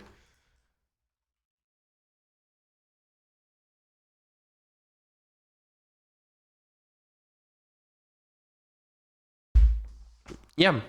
Okay. The role, the type, we might have to update that in the... Yeah, we might have to update this, but it's fine. That's okay. Right now we don't save the type. We could still do that, but we could just use the current type here. That's in there, which might be easier. The problem is it's not easier if the member isn't there anymore. So we might want to save that type as well. Let's maybe do this. Let me fix the euros, and we're getting closer and closer. So there is there's not amount to pay, but the name of it should be payment amount, something like that. Payment amount, but it's in cents. Yeah, so we have to update this. But it's correct. For this payment, that's correct. That's correct. We have the yearly one. Then we see, okay, yearly. That's why it's 120 and not 10 euros. And here monthly, it's just 10. Very nice. With the payment role, we should set like payment role name. Nope. It's just payment role name, right? We didn't. Yeah, full. And there is the last one, which is payment type. Let's see if that makes sense. If it would be good to add. So payment type probably. So let's see. We might do this. We might do this later on. And then we need a state. As paid. As paid. Oh.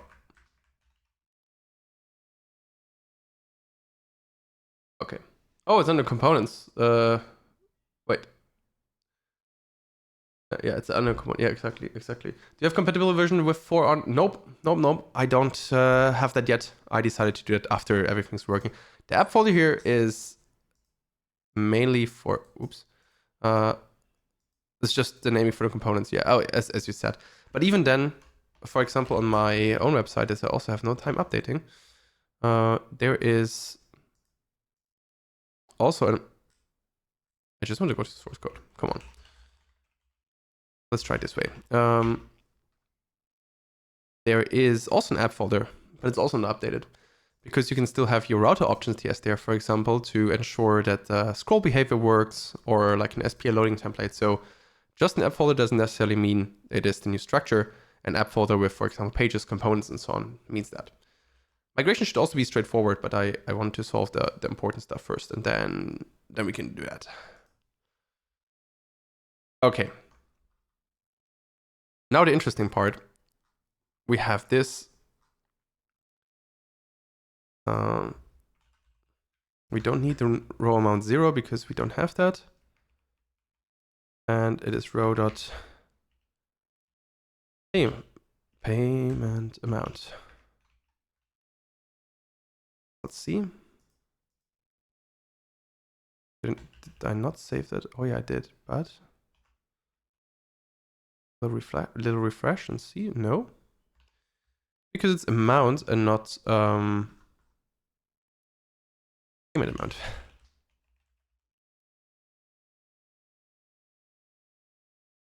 Better. Hi sir, first time here. Hey, welcome. Welcome to the stream. Glad you found here. I remember that name. Okay, we have that. Has paid, and then we need to also add some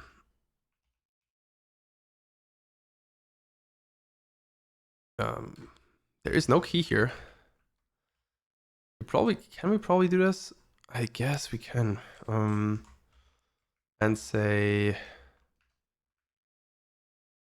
because we don't need it, a label is actions. So what we want to do here, it's not sortable, so that's fine. In the actions tab, so hashtag actions data row. We want to make sure that here the person can actually have a button. So to say like, okay, we have like a U button to say row that has paid, or like set to unpaid. And mark as paid and mark as unpaid.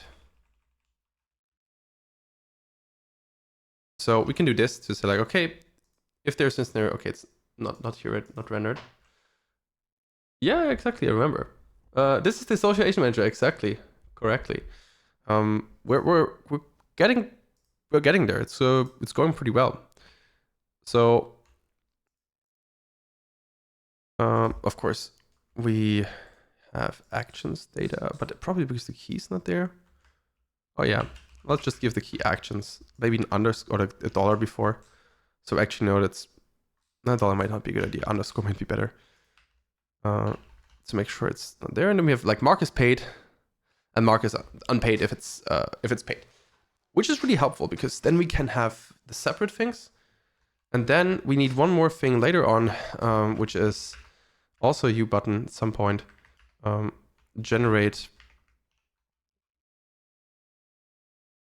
single SEPA file if user has SEPA available. Now one more thing to do. It would be really good to merge the whole thing with the members that exist. You're missing icon button. The icon, yeah, that might be. Which icon should we use? So, well, we can probably have hero icons. Let's just do an I in front. Hero icons, I don't know. Check 20 solid or something by default. How did you find Drizzle DX so far? You're the second one asking today. To sum it up, I think it's pretty okay, especially with SQLite or like with SQLite and Nuxt Hub. Like it's not as good as with Postgres, but Postgres is really fun. But I also think there's more happening there. So yeah, can recommend. But I also used others like Superbase or like Prisma before, and it's also fun. Heroicons would have a sad face would be fun. Maybe like what do we have? Let's check heroicons.dev real quick. We have like a empty. There's a sad face. Perfect. Let's do face down because why not? That looks fun. Or face frown. So like mark is unpaid. Meh. Yeah, not a. The other way around, of course. Okay, we have that. And we probably also want to change the type of the button. Oh, not the type, the... no, it is type, yeah. It's always confusing because like submit, not submit. So if roted has paid, we want to make it maybe a ghost, not a ghost button, secondary, something like that. And otherwise primary.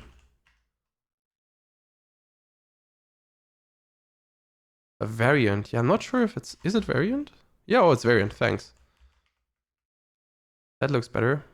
Yeah, which variants are defined? Is no secondary. I know there's ghost for sure. Yeah. Outline sounds fine, or soft and solid. Okay. Let's just for fun set it to outline here too, just to see how it will look like. I like that a bit more in general. So let's keep that in all cases, and then maybe we have, what's soft? Soft is like this. Yeah. You probably also should change the color in case it's not. So maybe soft button and ghost is without. It's like basically, yeah. That's what we not use. So let's keep, we have soft and outline. If it's paid, maybe let's set it to outline. Let's do quickly the outline styles because that's fine.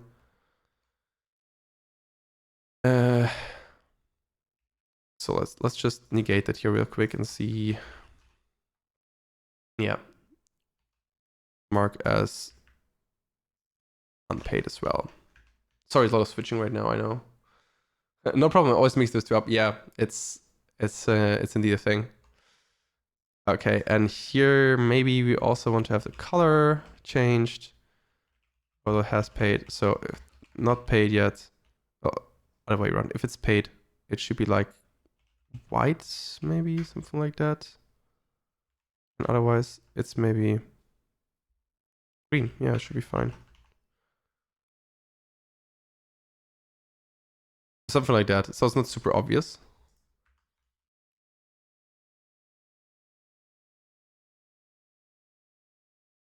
Oh, probably this is primary as well, no? We just do undefined. We just take the default color, whatever. Better. Okay. I never know the right answer. Yeah. The question is always the human itself. You have really two different buttons. Shouldn't you create two buttons and use a conditional rendering? Yeah, you can. You can. That's totally fine. You can do that. I think it's more important if you use the same button throughout your application in different places that it's really uniform. I like having button components, but in this case, it feels a bit more overhead than necessary for the application, especially for this case. But like the U button in a way should be more or less that. You can still create variants of that, right? So yeah. Okay. So we have this. The date on top's still wrong. We fixed that. Wait, can we fix that? Oh. I'm not sure if we can fix that. Let's see. Can we? Because this is an index for payments, I think. Yeah. Oh, we might be able to. Here are the links. Huh.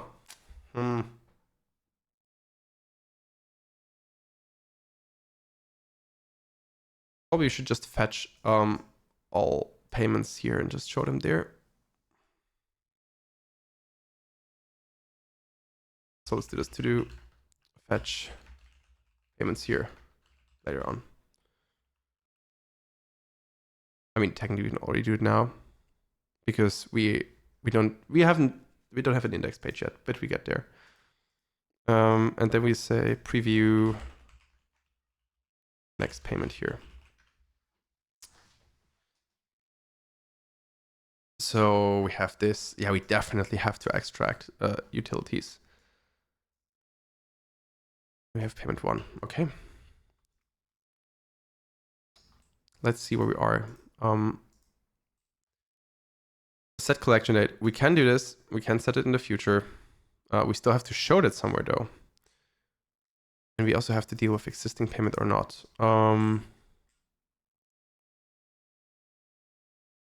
Also, that would be another thing. Columns have to be different based on. Oh. So that will be interesting. What will happen is we can define the columns down here after the data, mainly because it depends on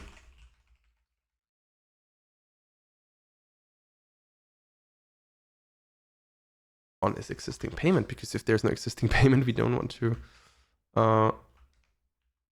join is it payment to value. We don't want to join anything else here. So we have this, we have to join. Yeah, and otherwise nothing. So if it's not an existing payment, of course, we don't want to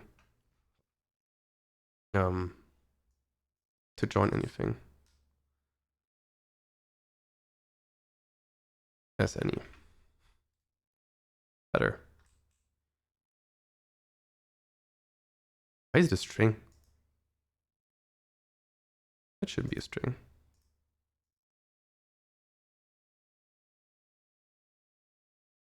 Okay, we have that array, and yeah, because of concat. Come on. There we go. It's still complaining because it can't. Yeah.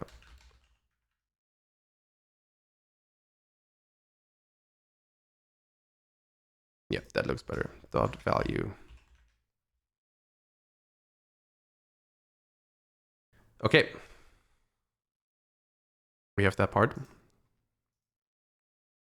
So as long as there is a payment, that's fine. If we change it, these columns are gone, which is correct, which is exactly what we need. Okay, we need to save the payment type. Let's add it to the to-do list real quick. We have the collection date. We did this. We need to do this still. We need a button to offer an XML download. And we need offer single download. Maybe this is for the future as well. It's not that important right now. It shouldn't be too tricky, but given the time, it would be nice. Signature date, mandate date. Okay, this is something we have to do. Add payment type to database. It's something we probably should do. Yeah, I'm thinking of this. Something not. Have you ever used translate table? If so, would you recommend it? I did not use, first, hey, and second, no, I have never used translate table so far. I used translate query, translate forms, and hello. I didn't use translate table yet. Nope. But did you use it? Did you try it? Okay, payment flow, create payment. Yeah, we have that. Edit payment. We don't really want added payments. We don't really allow that. We might consider deleting at some point, but so this is one more thing. So delete payment as a thing. But this is like super dangerous operation. But it can make sense. And if that sounds more like a soft delete, yeah. Yeah, probably. It should still be like, I see the merits in like not a soft delete and just more like, okay, let's revert that mistake that we just did a payment. But in all cases, I think it would be good to keep it in the database. I agree. So soft delete. It's a very good point. Okay. This is more or less later on. I mean, the ITN part is pretty important. The migration I will do off stream because once again, this is a bit annoying. We still have a little bit to go. So yeah, let's focus on the XML part now because we need a button to offer people in XML. Also the preview, you know what? The payment preview is also, it's nice, but it's not an essential feature right now. Like it's still good, but I think this is more or less the way I would go for it. So we need the XML and the download. So this is basically this. We need to add these things. That can be also happening in the end. Though it can't because we need data, but we can fake it for now. Delete payment also maybe more, like it's not super optional, but it's something which I would probably put somewhere here. So SEPA, change state. Change state. This is straightforward, but still we need to do it. Okay, let's do the change state first. Then we will continue. And with change state, I mean, if we have in the browser, if we like here now payment one have this one, click mark this paid. It'd be nice if something would happen. So let's work on that. And that means payment. And now we here do payee ID slash toggle state, something like that. Or like, no, just state.post.ts. So we have a Nitro event handler. And the good thing also here, we can even document it and say like, you know what? Changes the payment state for a payee of a certain payment. E.g. from unpaid to paid. Used in payment overview. And it's really nice to document these things so people know where they should be used and are used. Okay, main part we can take from here. We need to do a lot of, we don't need that much actually, but we would need a few things. So what we want to do is we want to find a payment first, right? We need that ID, it's the payment ID. And we also need the payee ID. So both would be good. Let's get the possible payment first. Very important. It should be there. Otherwise, we have a problem. And then I wonder, we should probably say, is the possible payee there, right? So const possible payee equals, wait, get it all, where payment, exactly. That probably also accepts an array, I hope at least. Nope. Is there an AND function? There is an AND function. So if that's equals and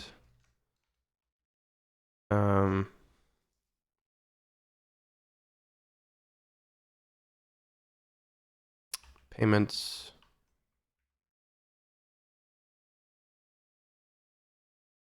wait, there's a payee and we don't save?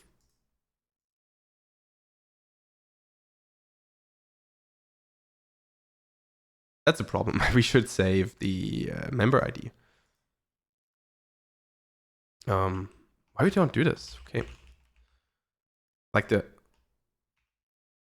yeah. Also here we don't necessarily refer to it because it might not be there anymore, but it would be good to have that. I most probably have missed that, but how do you take care of security in the app, especially in the server part? I guess there'd be a server middleware taking care of that. Yeah, I will just use basic auth based on H3 basic auth, which is a package I published. Very, very simple. That's all for now. I don't want to go with like authorization stuff. That might be something for the future, but it's not planned for today, of course. So H3 basic auth is a good way to go.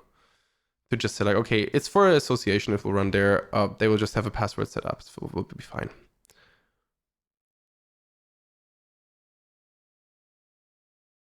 So yeah, okay, we have Payees in the payment, but we don't have a member ID or something to refer to. We have the ID itself of that entry. That should be enough though, I think. It should be, maybe it's enough to have that. But it would be still nice to have the member ID to click and then have a reference. No, we need that. We need that. At some point.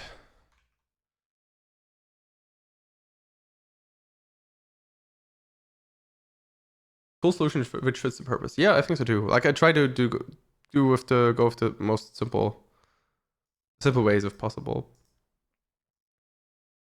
Okay, here member ID would be great. Yeah, okay, let's do that. Member payee ID.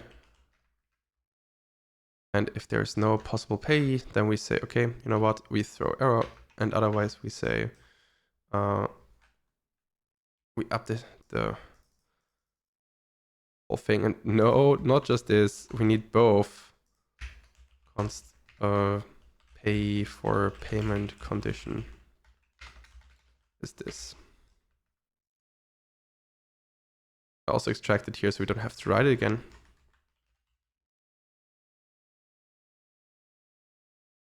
And then we can just say payment status updated. Okay. That means we have to adapt a few things because in the payment itself, yeah. So pay ID info here. That's fine. Tromagi, thank you so much for the follow. Or you can select the ID and do the update based on ID. Yes, I can do that. That's true. I was also thinking about that. But what if I say I want to click on, let's say, the name of the member and then come directly to the member itself? I can't do that anymore. while this works if I have a member ID. So just for the convenience of the user, like right now, I wouldn't not necessarily need to do this, but it would be better also like for future updates. And then I can also query if I have the member overview, like, I don't know, members this, and this goes to edit. But if I go to the member page right now, just very basic, I could list all the payments they were in. So this would be super convenient to say like, okay, where in which payments was that person involved? There. Which I can't do right now. Yeah.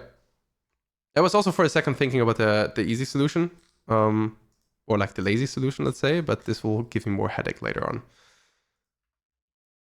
Member ID. Oh, wow. For real? I already had the ID here. I just didn't insert it.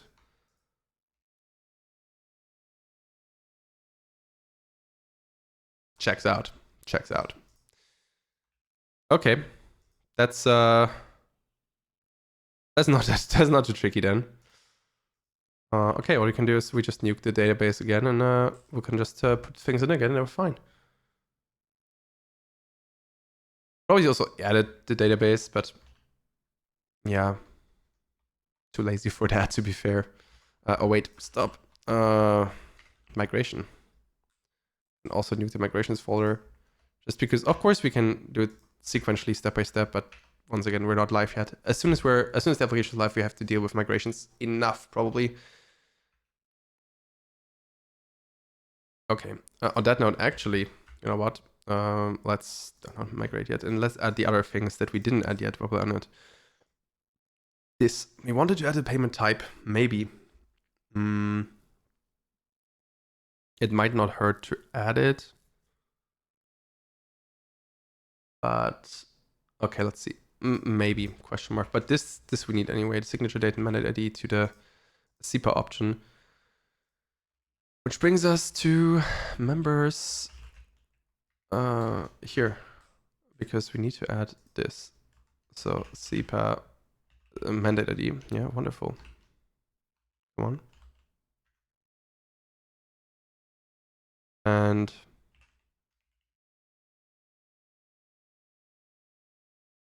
yeah, SEPA mandate is fine.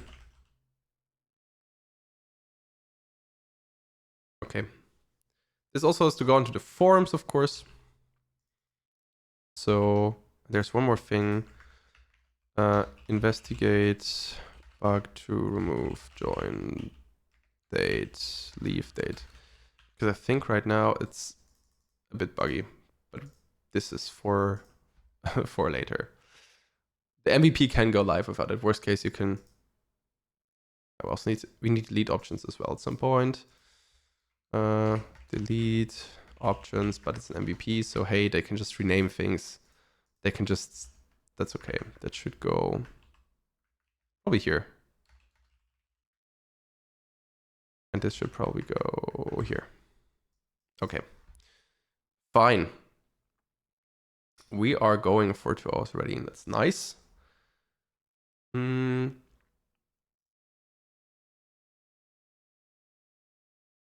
we also have to investigate why this is not fitting, but it's okay. It's probably because of the... because they're consts. Anyway, we can ignore these as we did before. Now we have to go into the member form. Because, yeah, payment types. The SEPA cache note is also fine. It's also complaining, same idea.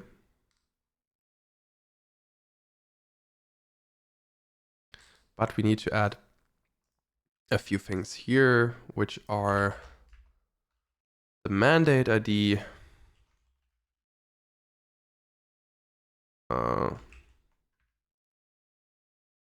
Mandate ID. Oh, wow, I left it all capital case. That's not nice. And mandate ID. And then we copy what we had for the birth dates. And yes, we could also make the whole calendar component a bit nicer and extract it, but that's also something for later on. And here we say date of signature, mandate signature. And that's just mandate date. And it's not optional. I wish it would be, but it's not. But we can set the default to whenever this was created. That's the good part. Wonderful. So this should be not birth, but mandate date.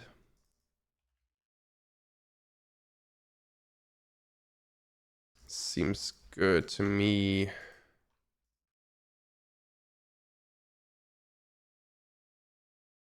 Mandate date and mandate ID. Yeah, well, oh yeah, big and IBA validation is also on the list at some point. But these are all like QL improvements that the MVP does not necessarily need. And this should course to date. And it's not optional, friends. This is so necessary, I'm afraid. Okay, we have that. And the default we can set in the form. And we also need to set the date. Oh, it's .mandate. It's .cpa.mandate date. Not payment type. Or is it just, wait. Payment, okay. That looks better, yep.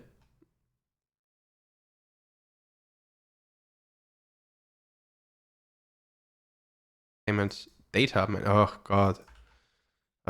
Mandate date. Which is of course correct. Okay, then let's quickly go for the formatted mandate date.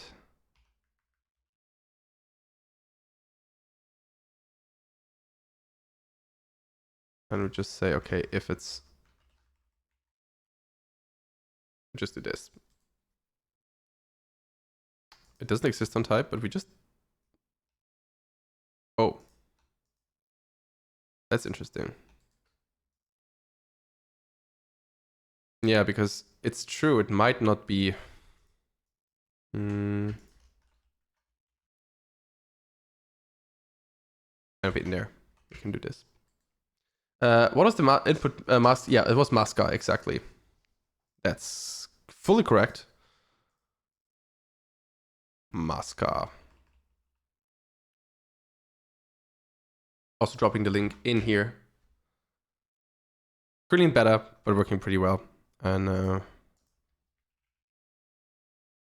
yeah, that's great. Also considering using it very soon again in other projects because it works pretty well.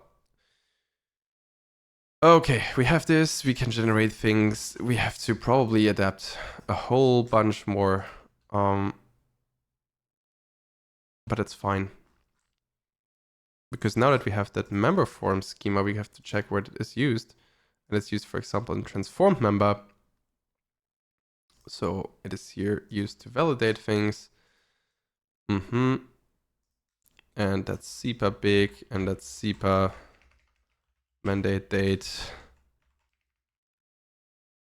I remember there are a few things. And CPA signature. Wait. Mandate ID. This way around. And here we go. And we go with CPA mandate date, CPA mandate ID. To set it, that's for put. We probably have the same in the post part. We do. That's also something to definitely unify, so we don't have it on two different places. So that's not really good, as you might imagine, because now we have to it's always the things I am saying as well, like reviews, like, hey, put it close together, extract it, because otherwise you have to search where it's used and to make sure everything still works. Well, and here we go. But sometimes things simply happen. Just have to make them better. Okay, unknown pretty boy. it's a fun migration title, to be fair. Well. Let's see. I might keep that forever, just for fun. Oh yeah, that chance I should have just renamed it to members too. Members, not members too. Anyway. It's also really funny, like every stream there's something happening. Last time the fishing guy. Okay, full payer. You know who I am. And then just fill it with nonsense. That's also the good part. Like there is no validation on that on purpose, as I mentioned already. Makes also things easier to put in. Oh, the payment roles, damn it. It's always the payment roles, I forgot. Full. Come on. 410. Okay. Member. Full payer. If you know, you know. We need to provide the join date, membership, payment roles, full. We pay with cash monthly. We're good. And we add a yearly fan.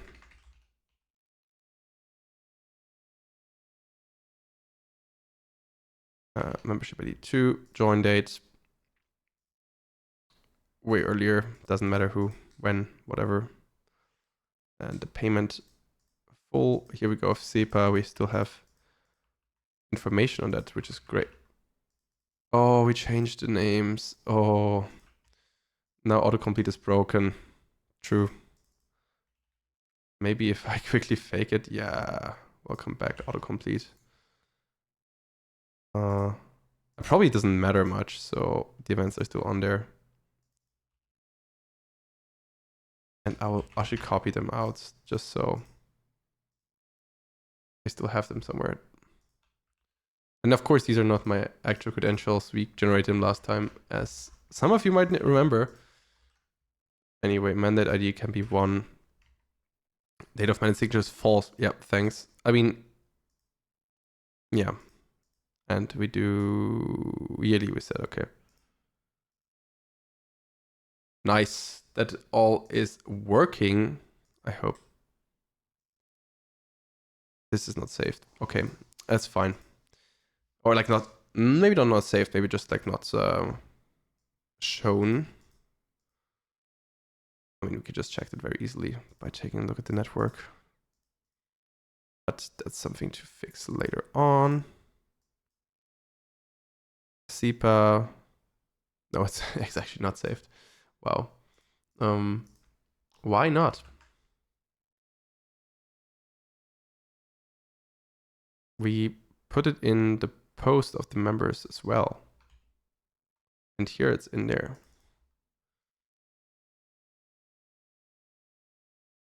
We have it in the members here. It can be null, which is fine.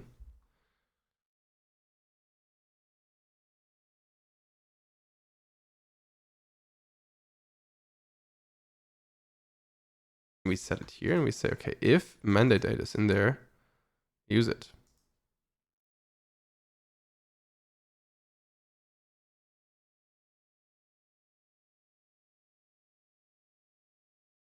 Let's debug that. Actually, you know what? Let's add it and debug it and edit. It's maybe easier. Okay. Here we go. We added the yearly fan.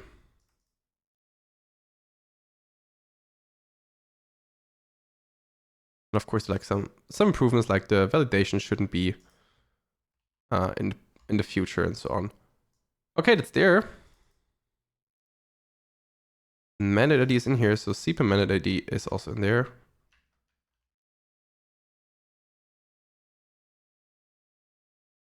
I probably just don't return it.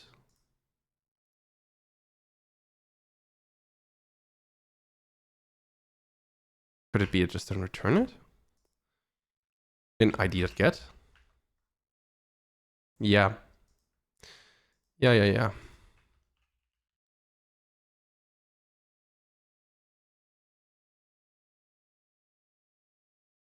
Oh, that will be fun. Okay. But okay, we have CPAP and big string, but we want the CPAP mandate ID. Date or mandate date, CPAP mandate date. A string, it exists for sure. We know because if it's CPAP, it has to be there. We just provided it. Mandate ID.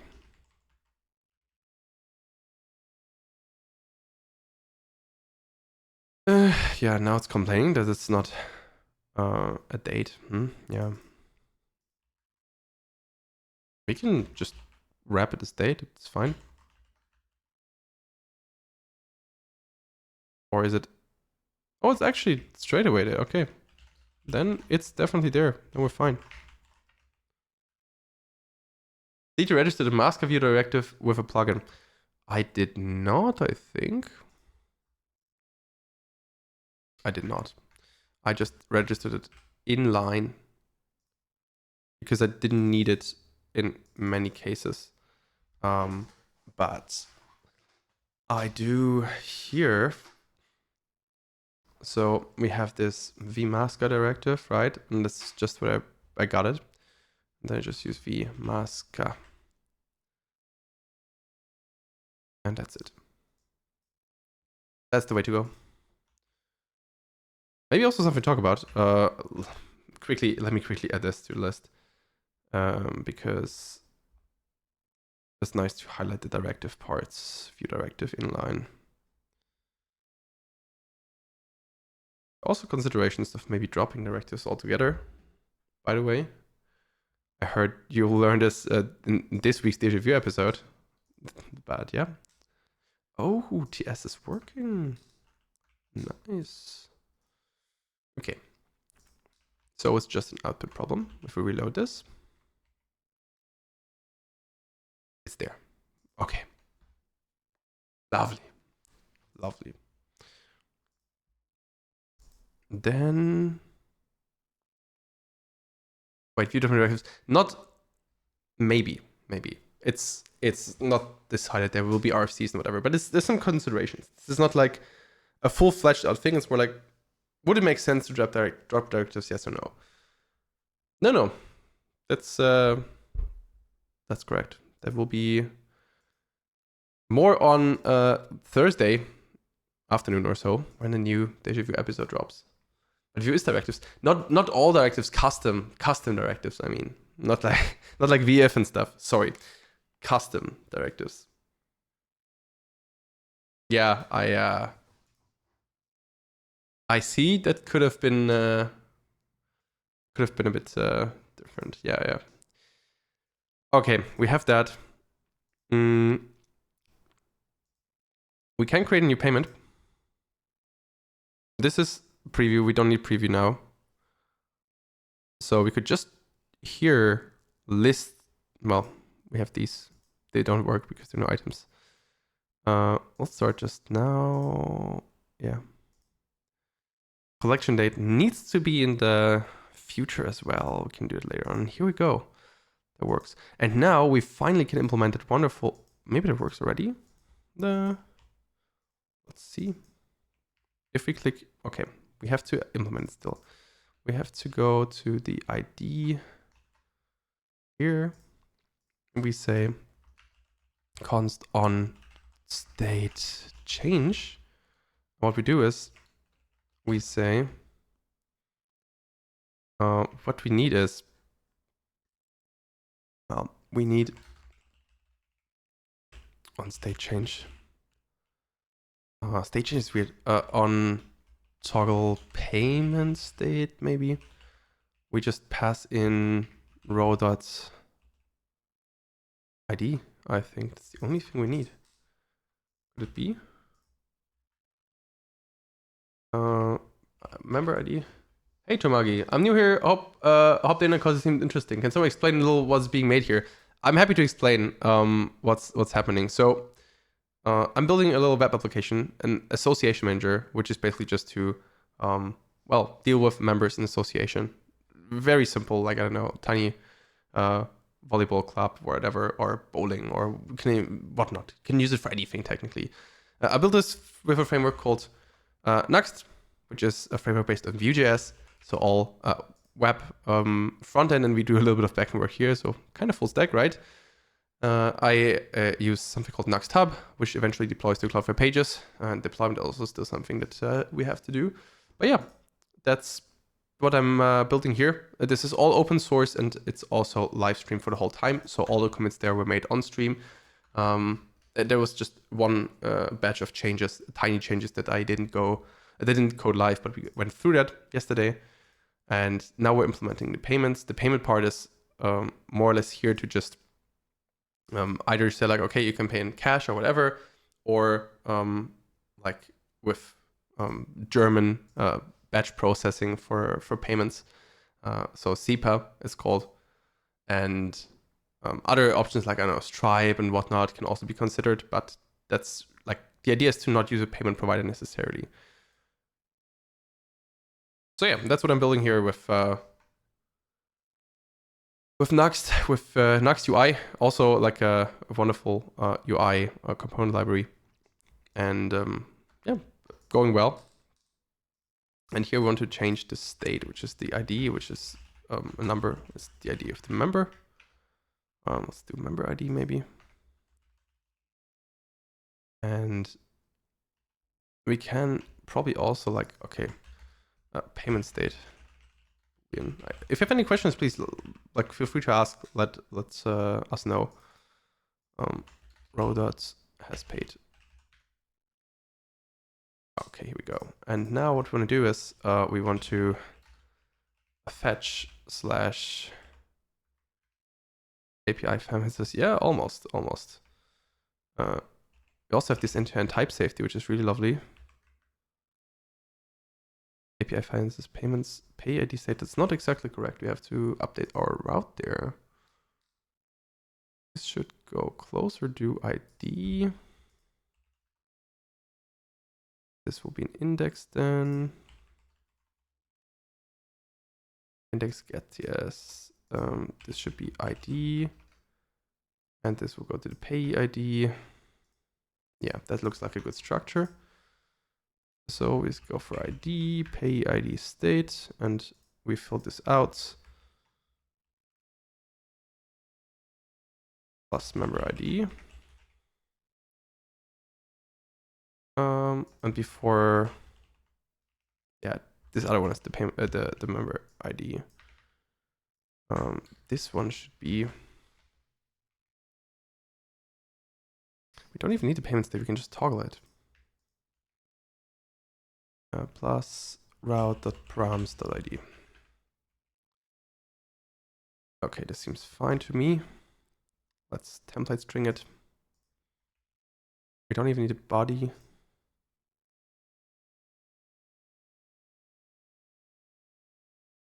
And let's actually drop the untoggle payment state. Rob has paid because we are there. And then we need to call refresh on, finally a good case for the refresh function. Refresh payment info. Because of course, if the state is changed, it would be really nice to refresh the info.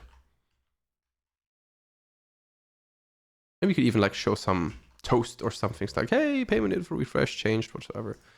So let's say Marcus paid. That definitely didn't work because we sent a GET request. Bad idea. Method. We set it to post, right?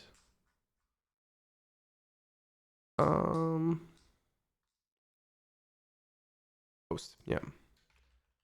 Actually, I would even go further and say it's a put because we don't create necessarily something, we toggle something. So one could even say it's put and not post, but that's fine.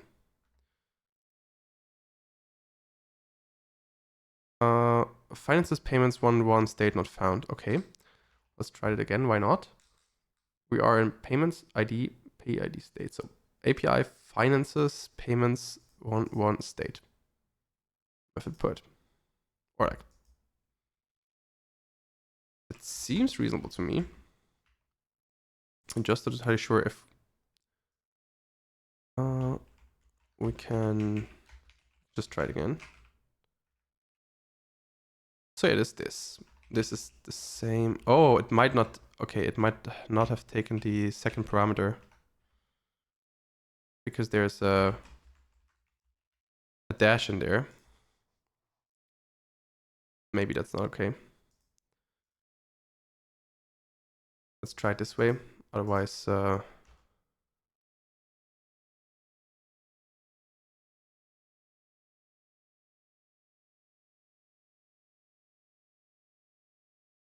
yeah, response, payment status updated. Okay, where was the refresh? I didn't see the refresh though. I also didn't update. Hey, nevermind 777, welcome to the stream. Okay, that works now, but it doesn't update. It said has paid true. Oh, yeah, well, that's not exactly correct. We can do this. Possible pay has paid. Yeah, it exists. Ah.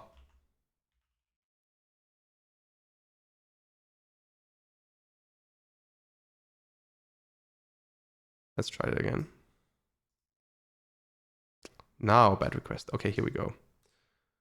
And there are some other things, which is, oh, wait, that's just a handler. That's fine. Okay, so now we get a 400 because it basically says, hey, there is no pay. That looks better. So we have the payment ID, and that should be equal to the ID. And then it should be equal the pay up. Haha. Yeah.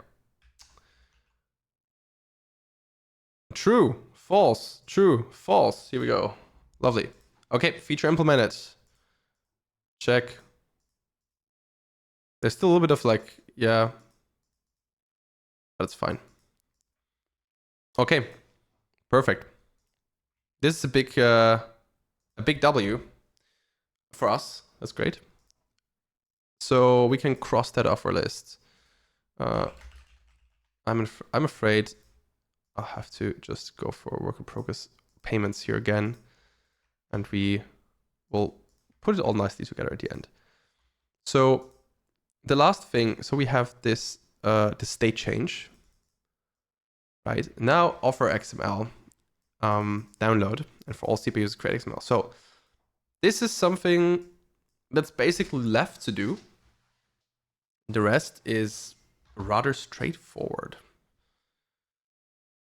And we have a function for that already, right? We played already with CPA here to do all that. So we actually have a function where it works already. We just need all these information to pass it in there and just return it. So we need a button on the ID page here. And we could even think of extracting the ID page and index page. Thanks for the stream. Just a quick question though. Is it okay to call sentry capture error inside custom Nuxt? Yeah. I don't think why not. I mean, we have a view arrow hook. It's perfect to call it there. Absolutely. So now we need a U button here. And we want to say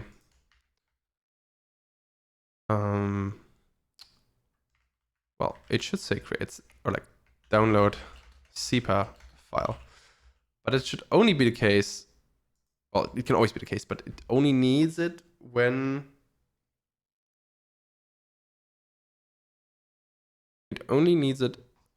there is like someone with CPA payment in general, but we don't track that, so we just give it always. That's fine.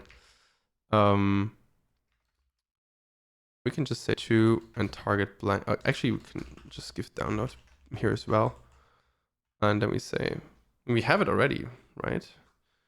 We have the server route for that. OMG carry 96. Thanks a lot for the follow.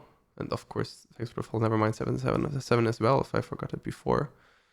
So we have that route here, and that already works. We just need the ID and the date. Well, kind of works. So I think we can just complete that to say like, okay, slash finances, payments, and then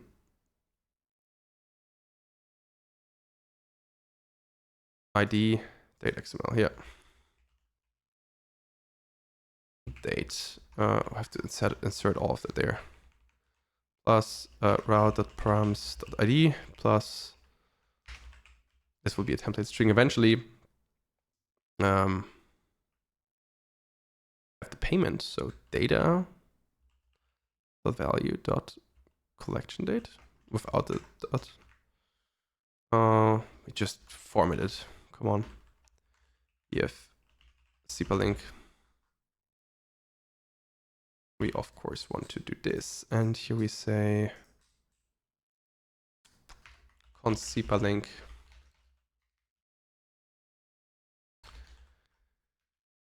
And put it in here, data value dot collection date dot yeah, something like that.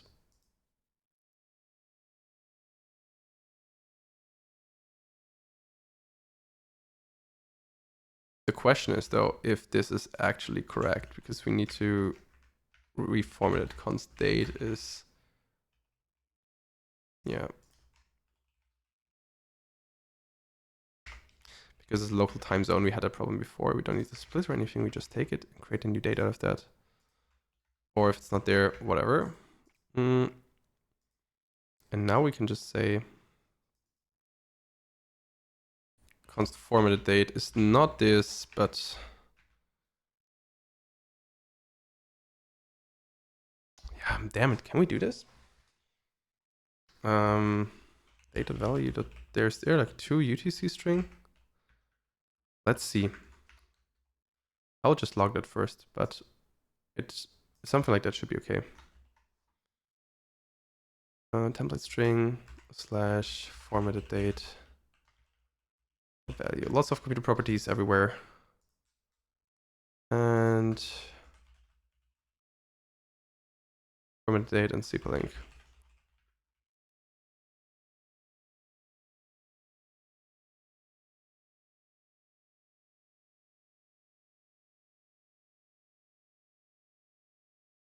Oh.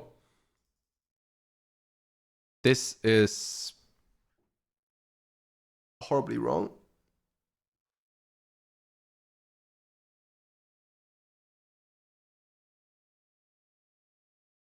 Like what? We had it in a test before. That seems like it shouldn't be like that. The collection date seems wrong. Okay.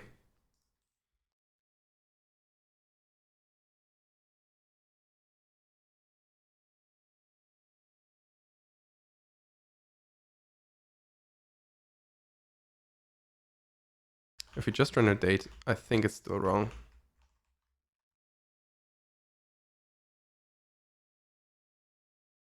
Yeah, this is, I mean, in year 56,491, that's a bit tricky. You know what? For now, okay, let's fix that later. We don't need to fix collection date. Later on, we can remove this, and we just go with the current date.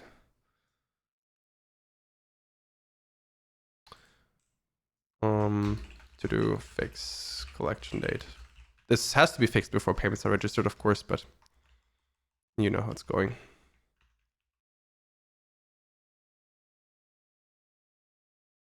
No, we can keep the dash, that's fine. Okay. Now the link should be better. Yeah. If I click on it, it says not found. Finances, payments, 1, and then the date.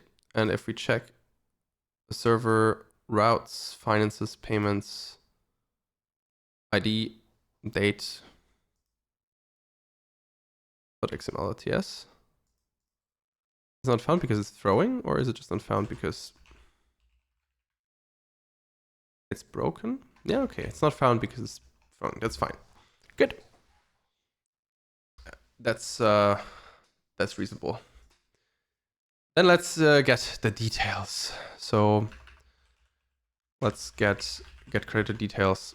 It should be async, and here we say, and we can just fetch the payment, right? You can just say, give me payments, and the ID.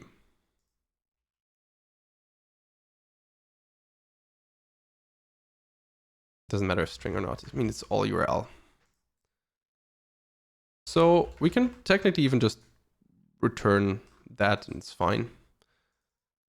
Oh wait, the credit details. Damn it, no, that's wrong. We need the payment details. So the creditor details. Ah, yeah, that's another thing. We have to get him from somewhere. Let's hardcode him for now. So the creditor needs a few things, but first let's get the function up and running again, because we have it here in utils SIPA. You can also just import it. So creditor here needs everything. Name, test. Yeah, this is not a valid anything. Entity metadata are not necessary here. Let's use the fake IBAN we had from before. Because why not? Oh no, I didn't save it there. I saved the MetaVS code window.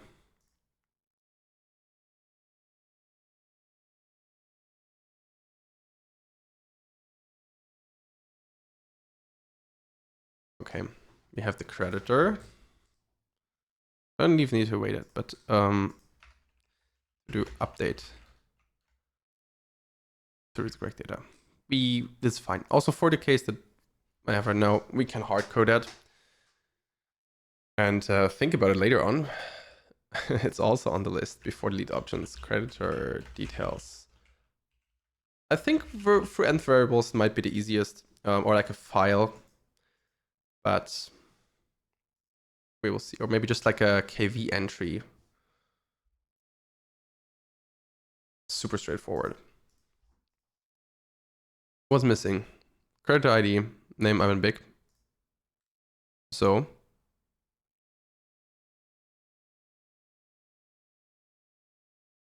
the ID is missing? Oh. Oh, it's creditor ID, yeah. Okay, we have this, and then we see next.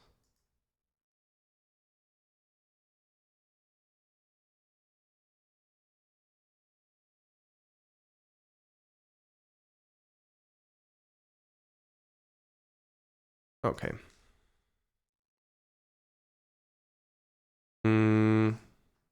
Collection date is fine. Payment details is what we need, and we get the payment details here, but they need different formats, right? So the payment details here. We need the members. We can get that. That's not a problem. Collection date. We have that. No, it's creditor stream. Okay. So technically we need this.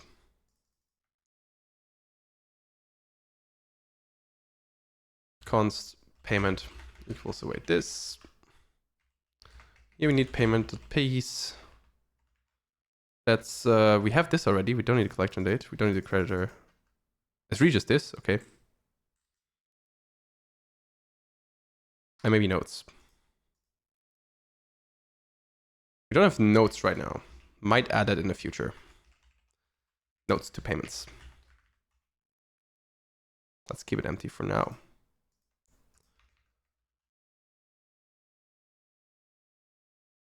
So payment details has the members.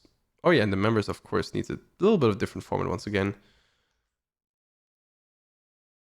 So like this. Okay.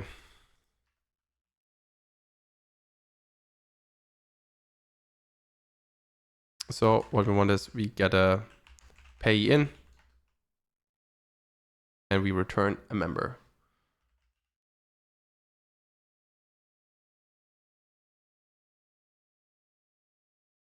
We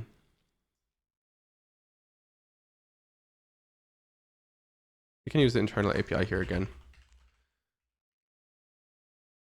That's would work pretty well. Nitro pack. And here we say internal API. We call exactly what we need here. ID. For the fetch part. We need to get. And then we can just say Payees 0. Simple. And the response should be, let's do SEPA member. Because member is, there are so many member types. SEPA, member entry, maybe even. Here we go. So let's keep that. Let's import this as well, because we are already importing things anyway. And let's say this, and we return this.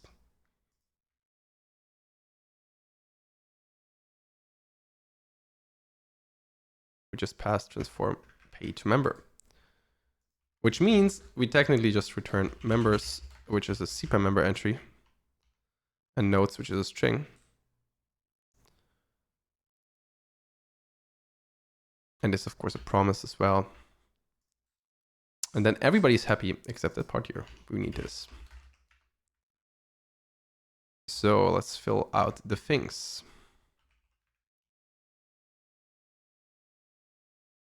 Yeah, that doesn't work. Pay dots. Yeah, we have to filter them because we only need them for a SEPA. That's also important. Yeah. Good point. Good point.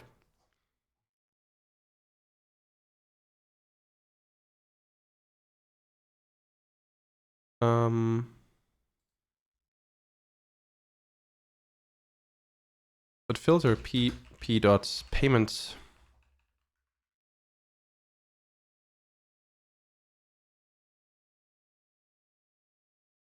It's not enough. Damn it. I need to match them because we don't have the infos there. So let's say we have the payment and we get all the members. We have a promise at all.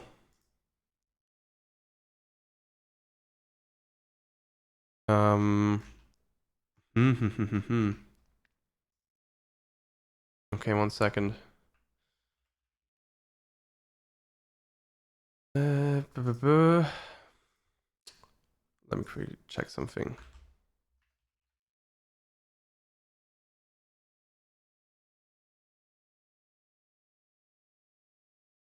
Something unrelated, but I have to quickly check something.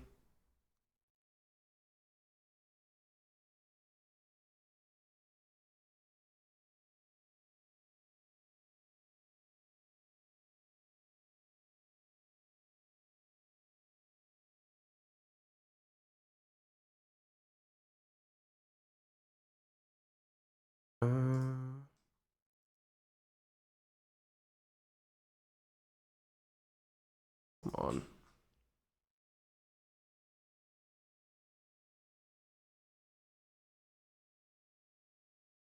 Okay, and we're back. Sorry.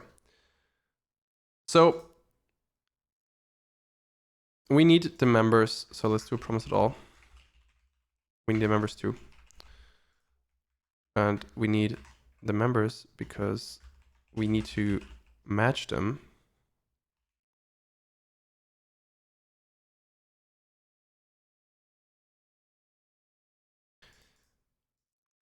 So what we have to do is we have to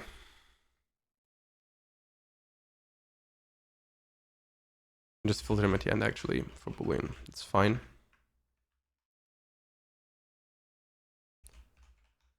X is SEPA member entry. So what will happen is we have this. And now we need to find a correct member that fits. So const member, and for payee is members not find this. And now we say if not member for payee, the payment type is SEPA. If we don't have a SEPA, right? Okay, stop. We say if there is none, we should throw for sure. So we can't generate it if we don't have the information for that.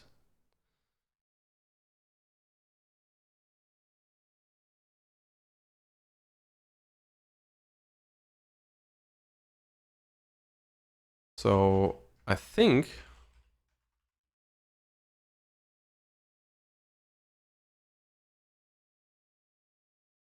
then this will exist in the payment type. If this is all lowercase, if this is not SEPA, we also return. We just return here and say like, you know what? Okay, it's fine.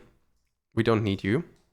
Then we need to transform it with member for pay and p. We need both. So maybe we have to do pay and member.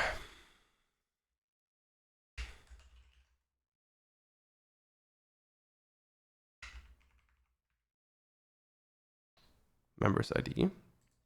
This is true, it doesn't exist. It's in members. Pay and member. We are belonging together here.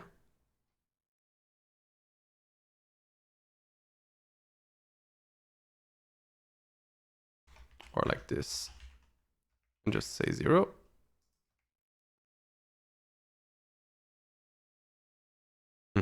So then we see a Payees payment type. We know it's SEPA. We can still do this. Data payment type the data. No, it's just payment data. It's not pay at all. Wait, but yeah, it is. Huh. This will be fun. So we have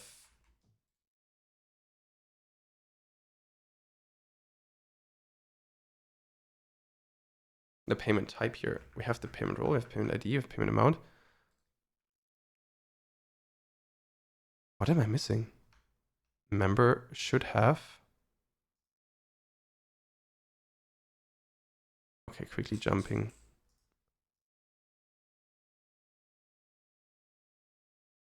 Yeah, exactly. It's fine. Use Drizzle, select everything from member. Okay. So the payment type is returned here, but more.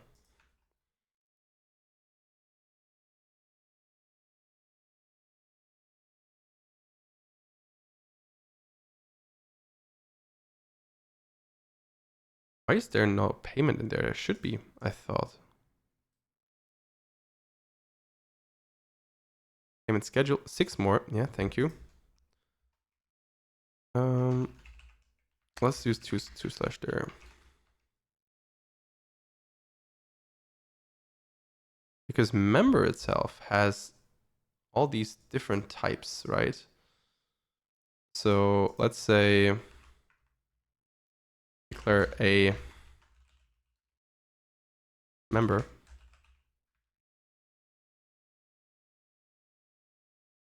Let me do it outside here. Const a member, maybe? Yeah. A dot pay. No, it's not there. Oh, because there's straight away SEPA things. I see. Then we can just say pay.SEPA. We can just say it straight away, no? Because it might be empty, but it's fine. We can assert it's there. We can promise you it's there.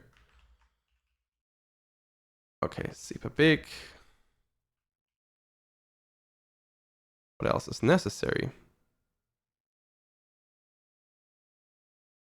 ID, that's true. Pay.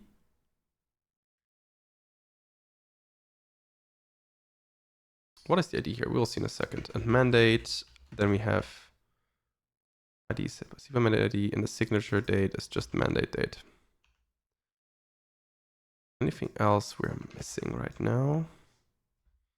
Amount and cents. Yeah, that's just the payment amount. Pay.payment amount. Okay. Where do we need the ID for? Let's check once again the SIPA. Member .id, let's see. Creditor ID, member mandate ID. We don't need the ID at all. Because it's auto-generated, so. Problem solved. Okay. Let's take a look how this will go. Because we can generate it now. We have everything we need. We get the details we created and we set the response header and we go. Let's see.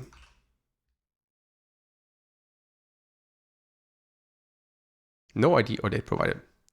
Sad. But it's true. Or it's not true. No, we have an ID or a date. It was. Did we rename that or anything? No, we didn't.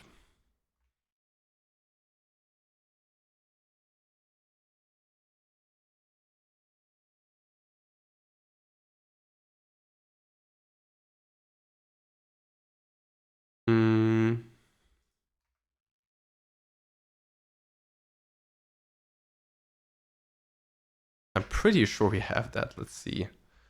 Let's see why this is actually failing.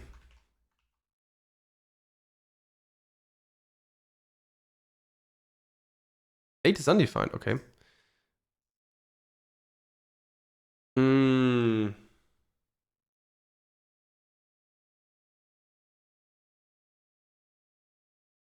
Might have to change that to date.